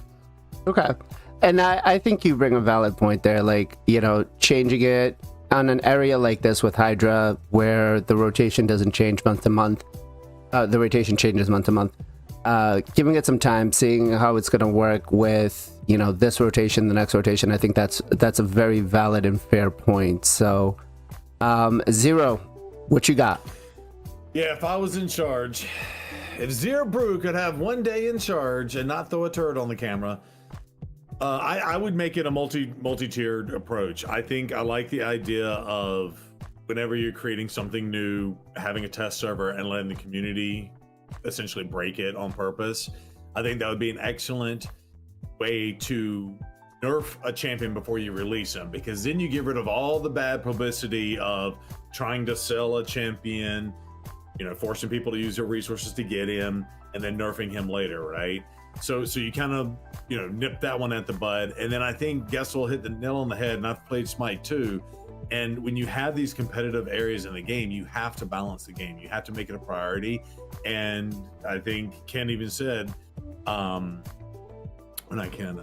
Jay, you got to do it way sooner than a year. And I think the reason why they wait is because they don't want to nerf something that people have invested their resources in. And I think they just need to set the precedent as, hey, hold on. You say people don't want to get pissed off because they invested stuff in, but at the same time, they're doing 10x Trundas, they're doing 10x Yumikos and stuff like that, while, you know, they're waiting, not giving us the answer. Like, I don't. Yes, you're right. Taking the bigger picture, let's just say they do the gambling scummy thing right off the top, right? So obviously they do that as part of their mechanic to earn money in the game. And I think because they have weaponized that, it makes them a lot more hesitant to nerf champions. I think they need to either get away from that or keep doing that and just say, hey, we're gonna keep releasing content to the game. We're gonna try to make it balanced. If it's not balanced, be prepared for it to be nerfed or changed in a certain way. And I think looking at what they did with Hydra, right? They released an overall, within their mind, an overall complete change to the code to bring everything more in line instead of, you know, nitpicking one or two champions. And then they'll release someone new with a shield mechanic that's going to break a Wixwell, you know, be the next Wixwell comp or the next Emic or whatever, right?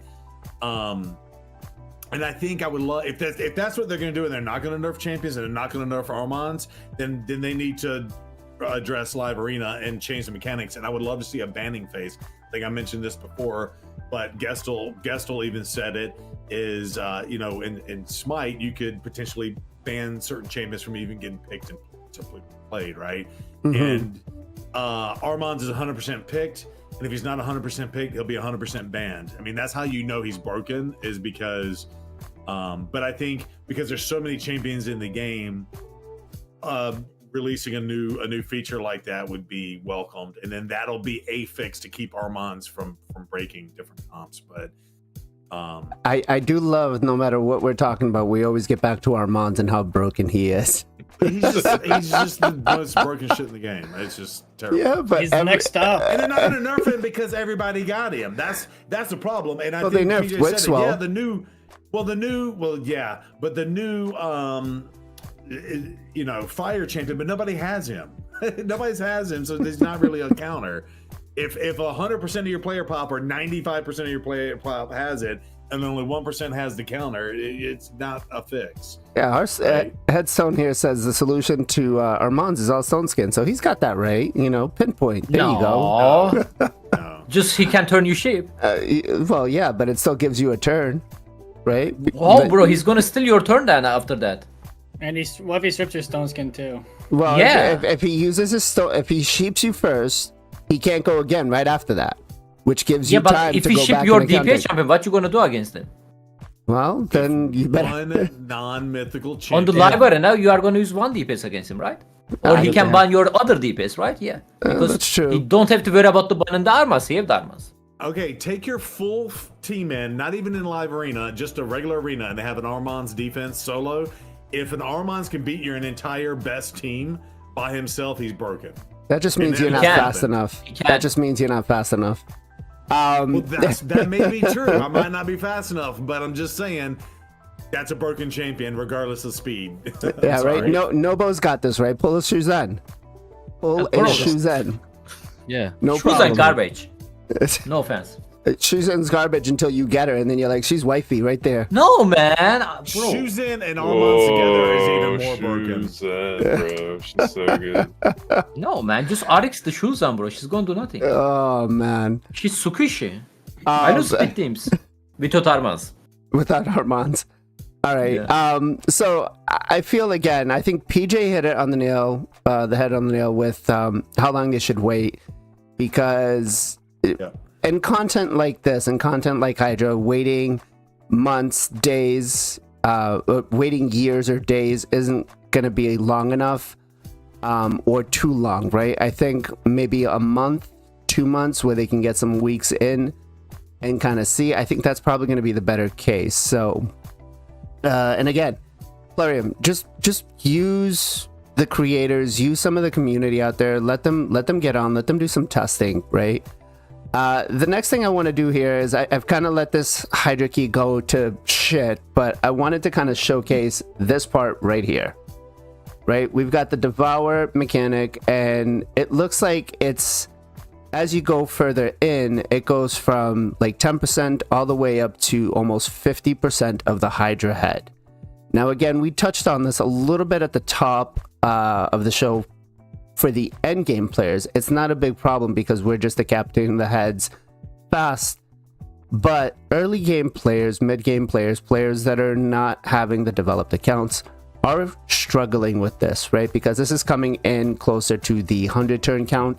And let's just take, this is just me, my team, full auto. You know, if we're talking, they're coming in and they're doing half of this damage and they don't have a developed account and they're at turn 168, they're not getting in their full damage, right? They're not even able to get their full key. And the worst part about it is they're not able to, let's say if they win Hydra Clash, they're not going to have enough points to get the damage done to, or enough damage to get the chest. So how does Plarium fix this? What would you suggest for Plarium to do to say, okay, you know, we get that you want the Devour mechanic to be difficult. You had it pretty, you know, you had it nerfed a little bit and then you rebuffed it, but it's too overpowered now for a lot of the player base. What's a good resolution for this, for, you know, that's going to make the whole community happy? Again, with the mindset that it's affecting the lower end of the community, of the player base that are just getting into Hydra and stuff like that, who were able to do this before and can't now. Ken, what are your thoughts? I mean, I kind of find these changes funny, like the Nobo on the chat mentioned. It's a 2022 version of the Hydra. When they first time released the Hydra, oh my god, by the way, it was super broken when they first time released it. Way harder than today, guys. And it was similar. The Devour mechanic, you know, like it's getting thicker. And the duration as well, you know. It was already starting with the 2-turn or going quickly to the 2-turn, Yeah, I believe. it was 2 turns. They increased the turn-wise afterwards, yeah. Yeah, they nerf it. And everybody was happy about it. And they buff again. Like, I don't understand, man. Like, there's the easiest way to nerf the Trunda, you know, without touching Hydra that much. Like, I don't know. I feel like they just want to change the subject, you know. Like, right now, we are not really talking about Trunda, right? Well, yeah, we're talking about Plarium and all the bad decisions that they've done over the last, 3 weeks. Yeah. But we can't really outward say how bad they're being. You know, we gotta try to give back some constructive criticism on what they're doing. So, but they can reward these changes, or maybe a little bit more kind. Okay, so on this specific issue right here, it's not a problem for me. Right, I understand. But it doesn't mean it's not problem for the early game player. Right. So what would you suggest as a tweak? What should they do to be able to resolve this for those players? They need to reduce the thickness on the green bar. Okay. So you're saying it's very thick. It's very thick. Yeah. Reducing the multiplier on how big it gets. Okay. Yeah. Gestal, what about you? Oh, what could they do? Yeah, obviously they could reduce the multiplier, so maybe it doesn't get so difficult. Maybe it should be a little easier on the like normal and hard, and then maybe it gets a little more difficult on brutal and nightmare. That would probably help out earlier accounts. I don't know. Those are probably the only things I could see that would help. Okay. Jay, what do you think? Yeah, I think it should be changed based on difficulty. Like it shouldn't even increase on normal at all. Okay. And then on hard and brutal and nightmare should have its own multiplier based on the difficulty. But I think another thing could help too is if a lot of people understand these people who are doing big numbers are not only because of the champions, it's because of the area bonuses.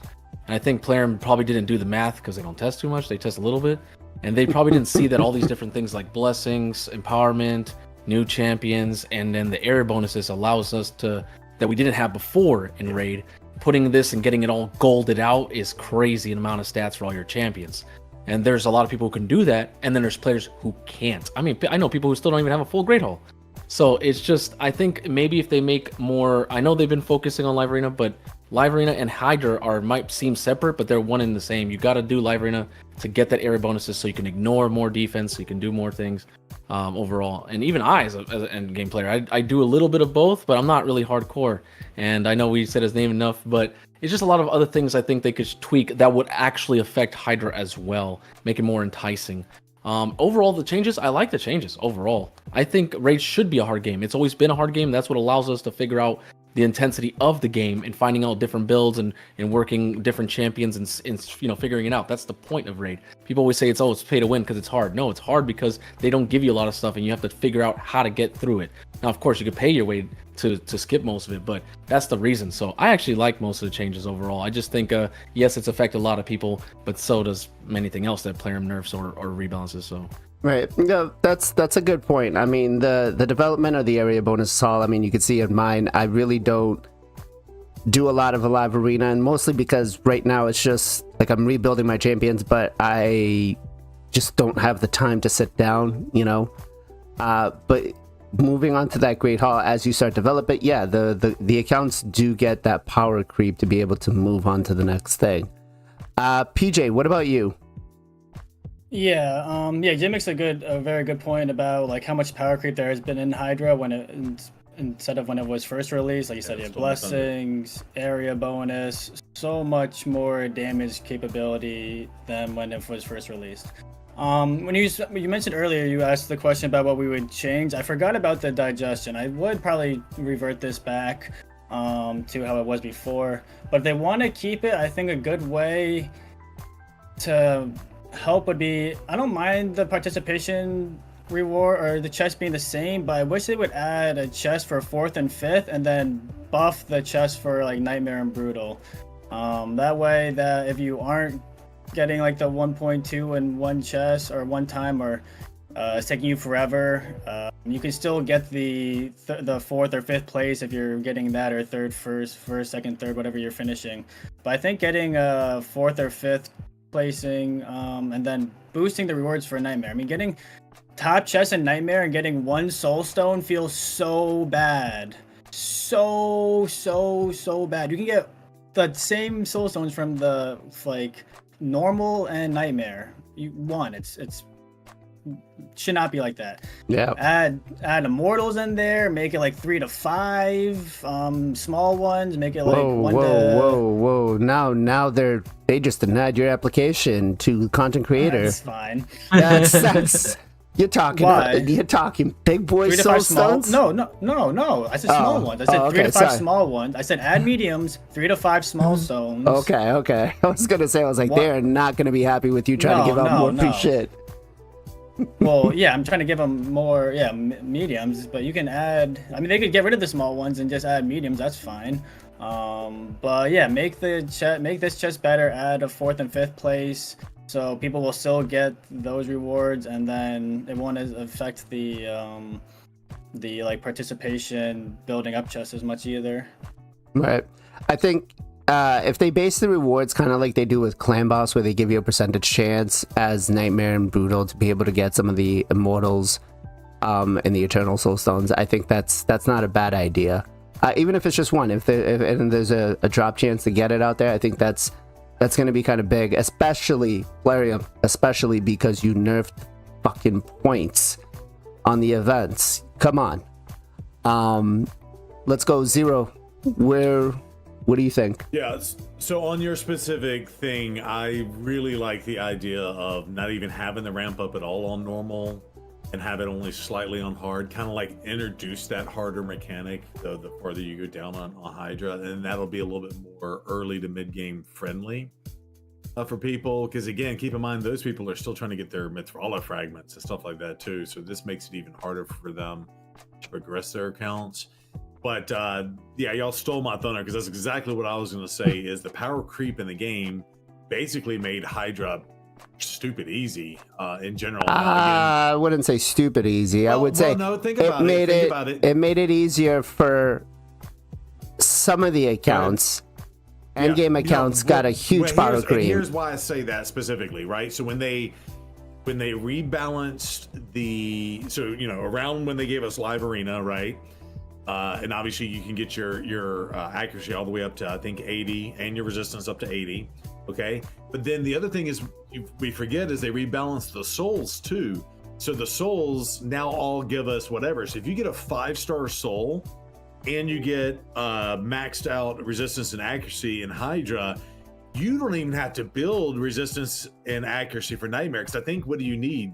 400 something, maybe 350, 360. Hey, Gestal, do me a favor. Can you send me a screenshot of your Great Hall for Live Arena real quick?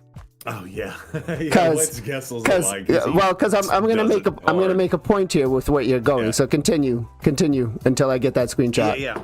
Okay, fair enough. But I'm just saying, for example, those two changes, power creep changes alone, right, made it where, like, if you wanted to build a Krisk for Nightmare and you needed him to be high resistance, high accuracy, you could actually say, you know what, now I can put him in Hex and I can lower all that accuracy and whatever and increase his damage output on the back end. So a lot of those champions you had to build the resistance and the accuracy for, if you had the 5-star blessing and the maxed out Great Hall, you could actually forego all that gear. You know, you don't need an accuracy banner, you don't need a resistance banner, you can now actually do damage. So it made the output a little bit better. All right. But I still go back to, you took out 33% of our ability to do the damage, right? You took 33, meaning 1,500 turns to 1,000 turns. I think everybody's in favor of it being faster. You need to potentially do a 33% nerf on those chests. Jesus. Okay, Yeah. so looking at Gestals here, right? Down. And we're talking Power creep to Gestal. the max. Gestal is competing. Don't look at how many I'm holding on to. That was the first thing I saw, bro. I was like, wait, why is he holding on to 32? But I'm like, What do I use them, bro? What are we gonna put it in? Dragon? Like, who cares, man? I mean, Waiting for new content, right? Smart. but I mean, here's a great example, right? Gestal competes at the top 100. And we know as you go higher, obviously you could be in gold 1 forever to try to get some of these, but it's going to take a long time. And again, we're talking top 100. He's competing. This is what he's currently going with. So it does take a long time to get this. Gestal, on average, how many live arena sessions are you going for every day? I get between 20 and 25 during the stream. Okay. And you only do one session? You don't do it like any other time during the day? 6 days a week, yeah, that's all I play. Okay, so just when you stream, I don't you even don't play do it on Saturday. Okay. Yeah, I don't have time, honestly, outside that. Okay, But so you. my whole point in that is early to mid game players don't even have this, and I think the end game players are there. Like Gestal's there. We're most of us are all there. The power creep they've introduced with all these new mechanics over the last year, rebalance of the souls, this new area bonus. Better gear, better combos of gear, right? To be able to put a single feral ring on and get 40 accuracy out of one feral ring alone can prevent you from putting on an accuracy banner just to do Hydra, for example. That's fair, but also remember so I'm saying that all those early players can't do any of this stuff, and they'll eventually get there. So maybe they do need to consider normal and hard, to go back to your original question on the digestion and stuff like that. Okay. Oh, Dara said, am I reading his content? No, I'm not reading your chat, but I see what you're saying now. Yeah. Yeah. So I mean, that's the one thing to consider, right? Because Hydra used to be harder. So I think basically, I'm in favor of these changes, especially if you're in game, right? It makes it more challenging, makes it more engaging area of content. However, all those early and mid game players are screwed right now, and they need to really consider some changes. Obviously, fix the bugs first. I'm in favor of that for everyone, because that's an all inclusive fix. But right. Let me put it to you. Let me I guess say it this way. I think for myself, what I would propose to Plarium to fix this is making it so, fine, you want to have it the longer duration, that's fine, but don't decrease the turn counter, right? So if it's going to be at 5 turns, leave it at 5 turns. Because again, if you get heads like the head of Mischief, that goes 2 turns, or the head of, what is it, Suffering, that goes 2 turns, back to back, you're losing your champion right then and there if they're devoured, right? So I feel like a simple fix would be just, if you're gonna leave it at 5. And then if you want to make it more difficult for, the nightmare side, perfectly fine, bring it down to 3. But again, they need to, I feel like we've been having the discussion, and it looks like they're trying to make it more difficult for the endgame players. And what they've done is not make it more difficult for the endgame players. They've made it more difficult for the 95% of the community, right?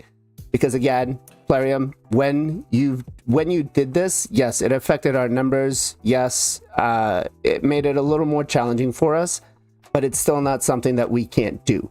What you've managed to kind of do here, though, is isolate a big portion of the community that's not being able to do this, right? And that's a problem. Go ahead. Can I jump in and just adjust kind of what you said there? Say what you said again about the end game players.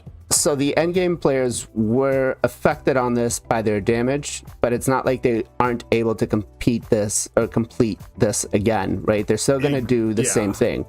Exactly. Yeah, they normalize in-game players down to we're now closer in damage output.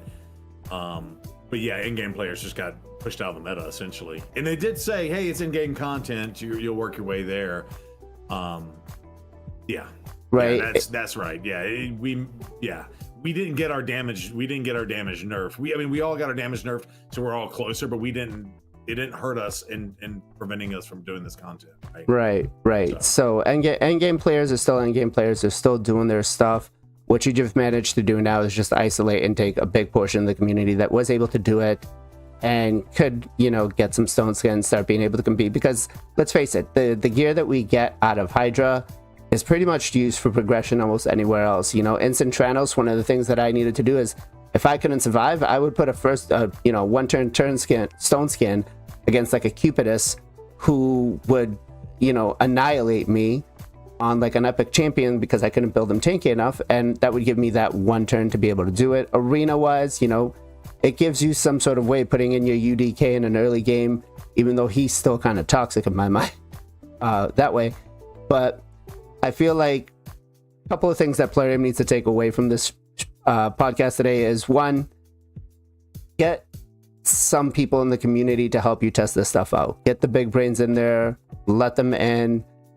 I feel like if you show the community what is going on, even if it's just 100 accounts or 200 accounts, letting them test it, let the community kind of see what's going on, show them that you're working with some of these things and what you're implementing. I think that's going to go over a lot better. You're going to get a little more feedback. And then when you release it to the masses, it's not going to be a complete shit show. Exactly. So it's higher 4-0. The next thing is you got to go back and you got to go and look at some of these rebalances that you did. And not look over just the end game. And yes, I know that you said that Hydra is end game and you want it to be end game, and that's perfectly fine. But again, do not take 95% of the community out of what they were able to do. You give them the taste of like, oh, they're able to do it, but now they can't. And I guess there is some sort of thing to say, well, maybe that'll entice them to spend. Maybe not. What it'll entice them to do is kind of, say, I'm done with this. in a very clever way, by the way, which I don't know if you guys watched the last video, but there was a comment that I referenced to that had me going for a long time. But one of the viewers put out, let me make sure I read this properly, because it was just one of the best comments I've ever seen, and it made me laugh so hard. He put in, Master gave Dobby a sock. Dobby is now free. Do you guys know where that reference is from? Harry Potter. Yeah, okay. But Of course. I just had to ask. I think you screwed up our cameras. Oh, there it is. Oh, sorry. you're good. That screwed up everybody. My bad. But yeah, that's kind of the reaction you're gonna get. So let's go back. Let's look at that. Finally, I think we need to talk about the Tormund's new ability that was kind of snuck in through the last patch. Kenpachi actually was able to test it out for us, guys, and yeah, I don't know. I don't know how I feel about this, but he goes. Feign death. Feign death? Are we playing? Feign death. This is a new skill. He's feigning death. Are we playing World of Warcraft here? Yeah, no, like a monk from EverQuest. and then instead of we just drag it on the ground. Sneak attack. He's sneaking over there, man. Under the mask. Like old Call of Duty. So maybe they did go ahead and get some Forerunner accounts.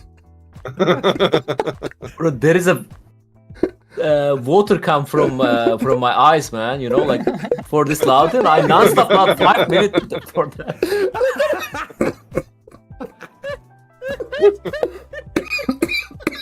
I was dying there, like it was so funny.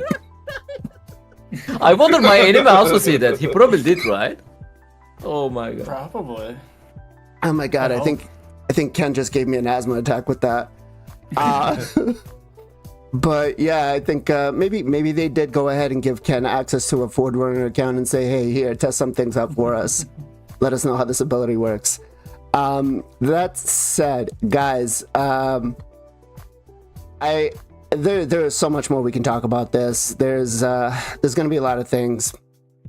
The last note that I do want to give to Plarium is don't wait a year. Don't wait a year. A couple of months, I think, is good, fair. And then I want to ask you guys about the reward they gave us out, right? Which was, depending on the level you were, you got 3 of the, what was it, Immortal Soul Stones, some silver, Primal Shard. How do you feel? Energy? It was like 500 energy. Yeah, I think it was like 300 or 500 energy. But how do you feel? Was that calming the masses a little bit? Ken? I wish they give me that earlier before I buy Soulstone from my currency. But we take it. I'm happy about it. Free is free, man. I'll take it. Like even they give us like one more Soulstone, I'll take it. Okay. Yeah, compensation. Sorry, it was compensation for. It was for maintenance. Yeah. I believe. Wait, was that for the Trunda? Them like leaving the servers on and then people doing the Trunda keys? And yeah, exactly. I think so, yeah. Yeah. They're so dumb for that. Come on, Plarium. Do better. They're gonna do that. Yep. They totally. I was could thinking have done about that. doing it, but I didn't know if it's actually gonna work or not. I was like, it's too early. I'm just gonna go to sleep. Yeah, they definitely screwed the pooch on that one. Gestal, was that a good enough reward for compensation? Sorry, I need to stop saying reward. Good enough compensation for what happened? I mean, I got a $6 Commodus out of it. I'll take that. I don't have Commodus, but You will. Don't worry. if I ever Very get soon. them, it'd be nice. I got a $3. Oh, did you? Nice. Yeah, I don't know. It's like who said it? Constant, I think, said it in my chat. He's like, it's giving your wife flowers after you did something wrong. That's like what it felt like, right? That's kind of where I was at with it. Fair enough. Jay, what about you? Yeah, I think rewards compensation should be given to the player base more often like that, instead of your typical like, oh, servers are down here, you go 200 energies and 50 multi battles. Like that's just normal stuff. Like give us actual things. You know, I've played other games where companies give you like 300 gems, which is equivalent to our game, right? And I'm like, whoa. Or they'll give you like a chance, like a sacred shard, like, hey, we really messed up, we appreciate your time, here you go. You know, we need things like that, especially for if you want people to stay long term. Raid is not a race, it's a marathon, and it's a long one, especially with all the new content. So if you want people to stay long term and you want them to become potential investors, you have to give back to them for them to give back to you. So that's how I look at it. You know, I actually think it was pretty nice. I thought it was gonna be like 1 immortal. They gave us 3. I was, well, maybe because I'm an endgame player, but still, that's a lot. That's a lot more than what they usually give us. So I was very actually happy about it. Okay. Let's go to PJ. Yeah. Compensation was overall pretty good. I mean, definitely better than what they usually do, which is funny because I just imagine like them giving us like $1 and us like trying to take it and they just like won't let go. Like them giving us those like 3 immortals on the primal was probably so hard for them to do. They're probably like, let me just rip it out of them, like, give me my freaking thing. Well, but yeah, that was probably tough. Yeah. Well, if you guys think about it, right? If we were to win Hydra Clash, right, we would get some gear, we would get, you know, 1 primal shard, and I don't think, you know, you might get a mythical tome. So I think overall, it was a decent gift. I wouldn't give him too much credit. Like, you know, mythical book and there wouldn't have been bad. But sorry, I didn't mean to cut you off. No, you're good. You're good. But also one other thing I wanted to say is I really don't think this is a reason to quit the game. I see a lot of people are quitting the game or leaving for this. Like, in my opinion, this isn't. If you're gonna quit the game or leave, like, there are reasons to quit and leave. I personally don't think this is a good enough, big enough reason. But if this is like the straw that broke the camel's back, I guess I understand. But I would just say, just wait a little bit, give it a couple months, give it some time to shake things out. But yeah, I really don't think this is worth quitting the game for. Okay, sorry, I was laughing at Nobo's comment here. T-Mobile commercial, get that $1. Yeah. Zero, what about you, man? Yeah, I think it was good. I think they need to do, honestly, they need to do this more often, more so than, hey, I screwed up. I go back to thinking, like, again, this is a casino company that overall owns, like, Blazin, right? They do this all the time for their regular customers. Like, it's insane. Like, I do like to go play poker and gamble and all that stuff, but they don't make a lot of money off the poker players. They make more off the slot machine people and all that. And this game's basically a versatile slot machine, right? But like, I have buddies that get free cruises because they have a casino and they'll go spend several $1,000s in the casino, and they're like, you know what, we'll give you, you know, free room and board and free food. You just come spend thousands of dollars in the casino. So and you know, same thing at a casino, right? They get, hey, free night stay if you come Monday through Thursday, where it's the non-busy times to come in and play. They really need to consider. I like PJ's analogy about not letting go of the $1, but you know, throwing a few pennies our way every now and then, more so than when they just screw something up. I wasn't expecting this, but I thought it was justified, considering they left the Trunda thing on. You know, if they can't think of all things and mistakes happen, cool, hook us up, but maybe consider hooking us up a little bit more often. Okay, that's actually a great point, Zero. Can I just jump in real quick? Yeah, jump in. Yeah, just like, it's just very ironic and funny that like they're a gambling casino owning company, and like, yeah, if you go to the casino and you don't even have to spend that much, they'll give you free drinks, they do give you like whatever you want pretty much. And it's just so funny that that's the company, and then in Raid it's like that's the opposite. They're just so money hungry, so greedy, whereas if they give a little bit, they would get a lot in return. And it seems like they just don't see that. Right. And you know, they've kind of done that to an extent, but I guess I want to have one last question to you guys, which is, in the midst of everything that is going on, if we have a message to give out to the community, what would your message be in this current time of chaos? Ken? Don't break each other's heart. Okay. It's not worth it because of the game. Okay. Gestal? Yeah, I guess kind of in the same spirit.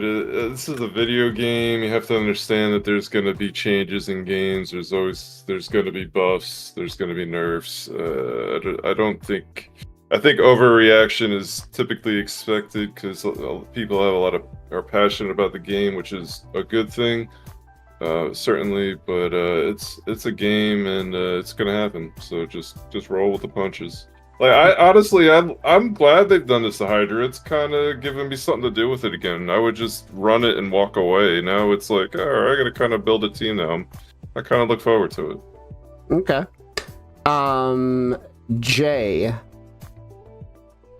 Yeah, similar to what Gestal said, it's a game, don't take it too serious. I know some people who are like getting super stressed and like, going to different people's Discords and creating people's YouTube channels and creating drama. I'm like, whoa, calm down. This is not the first time Plarium's done this. They've done this many times. Like, I don't know.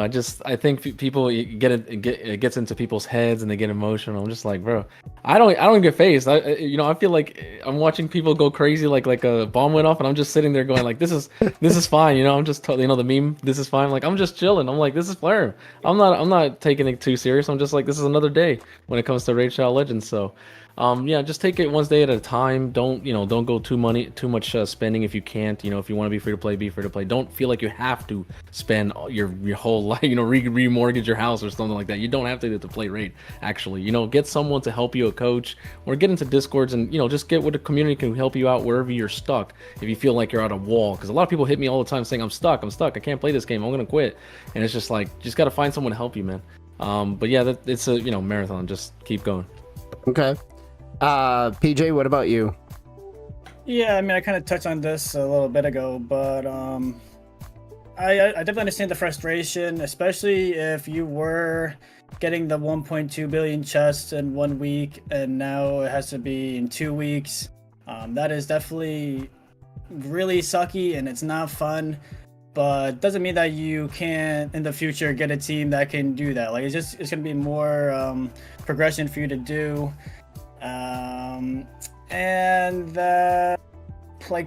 Plarium, they also, that's the thing I said. They also said that they are gonna, like we mentioned earlier, look into rebalancing Hydra again if need be. So if they see that maybe that they were trying to target the end game players and they actually hit more of like the late game to like mid-late game, then maybe they'll readjust and do some of the things that we talked about on the podcast. Like they said that they didn't say like, oh, this is it, this is what we're gonna keep forever. Like they said they'll be flexible, so maybe they'll sooner than later see what we said and put some of that into action as well. But yeah, don't quit the game. I don't think this is worth it. It's been a week, less than a week since the changes are. Give people time to come up with different strats, come up with different comps. People are using no hex, people are using no decreased speed. Like we don't really know what's going on in this game mode yet. So let's give some time to really figure out Hydra. This is a completely different Hydra than what we did before. Different, like similar mechanics, but also different. So you can't expect to take the same team, like I said earlier, and put it in Hydra and just expect the same results. I think you have to change how teams go, and that's why they also give us the free gear removal. If you didn't take advantage of this free gear removal, I feel bad for you. They gave us like 4 days of free gear removal during this, which I hope you guys take advantage of. I wish they would have left it for today too. I don't know why they ended it like on day early, but yeah, hopefully you guys can enjoy Hydra again, make Hydra great again. Okay. No, I banned out Mons because that's a level 27 Galathier, so I don't know why the hell that's 27. Zero, what about you? Mess you up. Yeah, I think nobody should be quitting the game over this. Honestly, and this is what I wish the community would really understand. Plarium has introduced a lot of content, a lot of power creep, and a lot of changes, and maybe that's by design, but let's be honest. They just gave us this 1.2 billion chest thing, right? Like, would you rather go back to not having it? Would you rather, they gave us the Thor special dungeon. That's been really cool. They gave us Pinpoint with that. Would you rather us spend our energy on farming more speed gear from Dragon over and over again? Would you rather have this new content? And then I'll go as far as say, if something is absolutely absurdly broken, again, there's a whole reason why I never built any of those concepts. Like, this is broken. And that goes for the same with any other game. If you're playing World of Warcraft and they introduce this new skill for this type of champion, and all of a sudden you're one-shotting the end boss, like, that's going to get fixed. That's not the intent of the game, right? So don't I would say don't quit on it, and I would much rather them continue to develop this game, even though they release it broken, and them fixing stuff and giving us new content, more power creep, whatever, than they give us just stagnant cookie cutter. Hey, we built this game and this made us this much money, and we're going to stop developing it and progressing it because we know it's not broken. I'd rather them develop new shit, break it, and fix it, than just to leave it stagnant and say, hey, it's good. We don't have to, we can start cutting our staff because we don't need to develop new stuff. So I think everybody needs to understand, if you like this game and you spend your time at it, having more content, changes to existing content is actually a really good thing in the long run, the health of this game. Okay. So I'm going to just kind of say one thing, guys. Just be careful of your spending, right? We know that this game can be borderline pretty predatory, right? So just don't spend anything that you can't afford to lose, right? Things are going to come in this game that are going to always make you happy or unhappy. It's a game. It's the way that the company operates is it's designed that way to keep you frustrated, right? We know that it's owned by Plarium, that's owned by Aristocrat, that owns slot machines and everything. So just understand that don't spend what you can't afford to spend. And I'm not calling for no dime December. Don't get me on that, right? Don't go say Blazin called for that. That's not what I'm calling. Just be, use your discretionary spending, and just know that in the end, we don't own these accounts. Plarium owns everything. So whatever you spend is just for pure enjoyment, right? Ken, where can everybody come and find you, brother? At the Twitch, I'm streaming every single day, guys, starting from the Clan Boss Reset. At the same time, I have a YouTube channel with the same name, FinalKenpachi. You guys can find me there. Thank you. All right, Gestal, where can everybody come and find you, brother? Yeah, Gestal Gaming on Twitch and also on YouTube's. If you guys could give me a sub on the YouTube's, that'd be excellent. Trying to get to 1,000. And always doing live arena with the sweaties at Reset. So come by, check it out. We'll see you there. Let's go. Can you drop your YouTube link in the chat, please? Oh, thank you. Jay, what about you? I'm pretty sure that the bot automatically does it, but just in case. Jay, what about you? You can find me both on twitch.tv and YouTube with one name, JR*3. All right. And PJ, what about you? MXPJE on Twitch. Stream pretty much every single weekday, 2 times a day as much as possible. Come hang out. We do raid other games as well. TCG, Shop Sim, Black Myth, Wukong. We have a good time. All right. Zero, what about you? Gestal forgot to say Gestal.gg. Oh, yeah. Thank you. Gestal.gg. Yeah. So y'all can find me at Zero Brew on the YouTubes and the Twitches. Twitches is be every Sunday, Tuesday, and Friday, unless life happens. I try to at least get it three nights a week. We start at 8 p.m. Central Standard Time. Come hang out and have a laugh. All right. I'm going to go with the first shout out today. And my first shout out is going to go to all you guys here. Today's show peaked at 115 viewers between YouTube and Twitch. That has been the biggest one we've had so far. So big shout out to big shout out to all you guys. You make this happen. The dedication all you guys have to coming on the podcast, spending the time. I'm sure for people that are married, it's not always the easiest because their wives or families or kids want stuff to do. So just thank you. Do you think it's easy for the people who don't have a wife? Do you think it's easy? I think everything's easy for the guys that don't have a wife. But big shout out to all you guys. Thank you so much for sticking with the show, for hanging out and doing everything you guys do every Sunday. It means so much. Next, I want Zero Brew to give his shout out first. Oh wow! Who do we shout out? Let's shout out Cruisin'. I didn't know he existed prior to about a month ago, And do you have his link, Blazin? But Yes. It's been really fun. I just watched yours with him. That was fun. And I feel like I'm gravitating more and more to Live Arena, even though I hate it. I hate it with a passion, but Awesome. I like the competitive nature of it. I just hate Armand so much. And don't make me pull out my poo again. But but to hear like just that top end and what they're actually doing, even though it's not directly toward my account, I'm taking all the advice he's been dropping to Ash, to you, Blazin, and everyone, and it actually has improved myself a little bit. I think my next, I just got to get more speed. Just got to do more speed. Yeah, so cruising's awesome. So thank you for that. No, had no idea how much work he puts in every week to play Live Arena. It's absolutely crazy. PJ, what about you? What you got for a shout out for me, brother? All right, we got 2 shout outs going. The first shout out is actually to you, Blazin. A shout out to you for everything you do put on the podcast. Also, blessing us with like gems to give away, stuff like that. Really appreciate that to share with our community. And then also shout out to I Am Roadblock. He was in here earlier. He's been part of the podcast a few times. Really good dude. Just started streaming on Twitch. He does YouTube as well. Streams there. He does the dual streams. I just dropped his Twitch link, but check him out. Really good dude. Very knowledgeable. Does some account help, account takeovers. And yeah, drop him a follow. Check him out. Nice. Jay, what about you? So my shout out's gonna go to a special Twitch streamer who was kind of small, was kind of like a mid-game player in Raid Shadow Legends, and now he's one of the craziest spent accounts. It's gonna be _Cthulhu King. Shout out to him.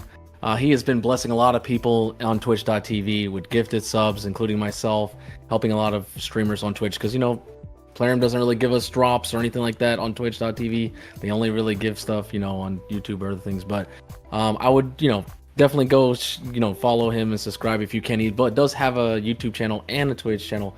But he has a special announcement, real quick. If you do subscribe to his YouTube channel, he's going to give out a special account, not his main, but he's going to invest a lot of money into another Raid account and give it out. So if you definitely want to get a chance to get at mythicals and stuff, you definitely want to go check that out. So thank you, Cthulhu King, for all the special stuff you've been helping out people in Raid.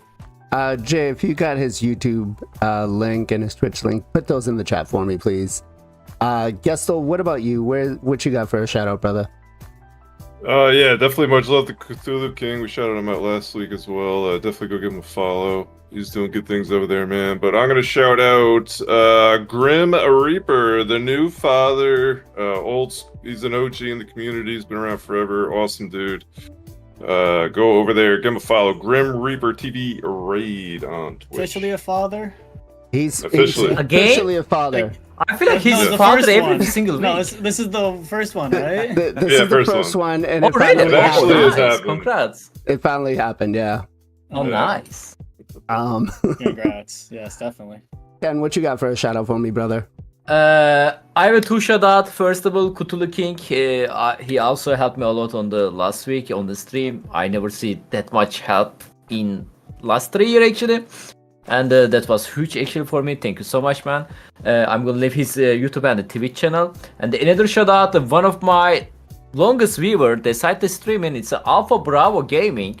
He's streaming Raid Shadow Legends and TGG actually, guys. So make sure to follow both of them. Appreciate it for that, the support. Thanks so much. Awesome.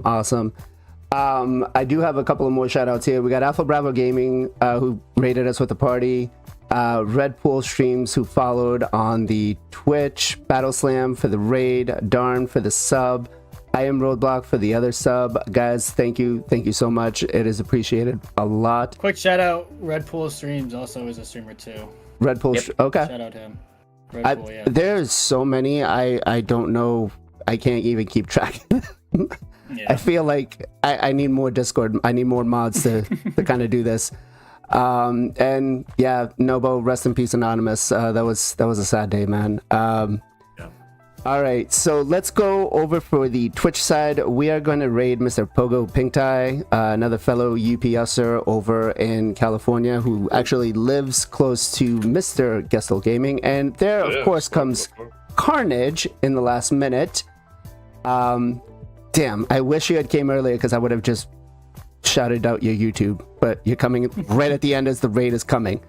That's it, guys. Thank you all very much for the time, for spending it with us again. If you have anything you want us to discuss on a further podcast, feel free to reach out to me or any of these guys. Let us know what your interests are, because you guys are the ones that make the show. As always, much love, much appreciation. Be safe, be well, be good to each other, and I'll catch you guys next time.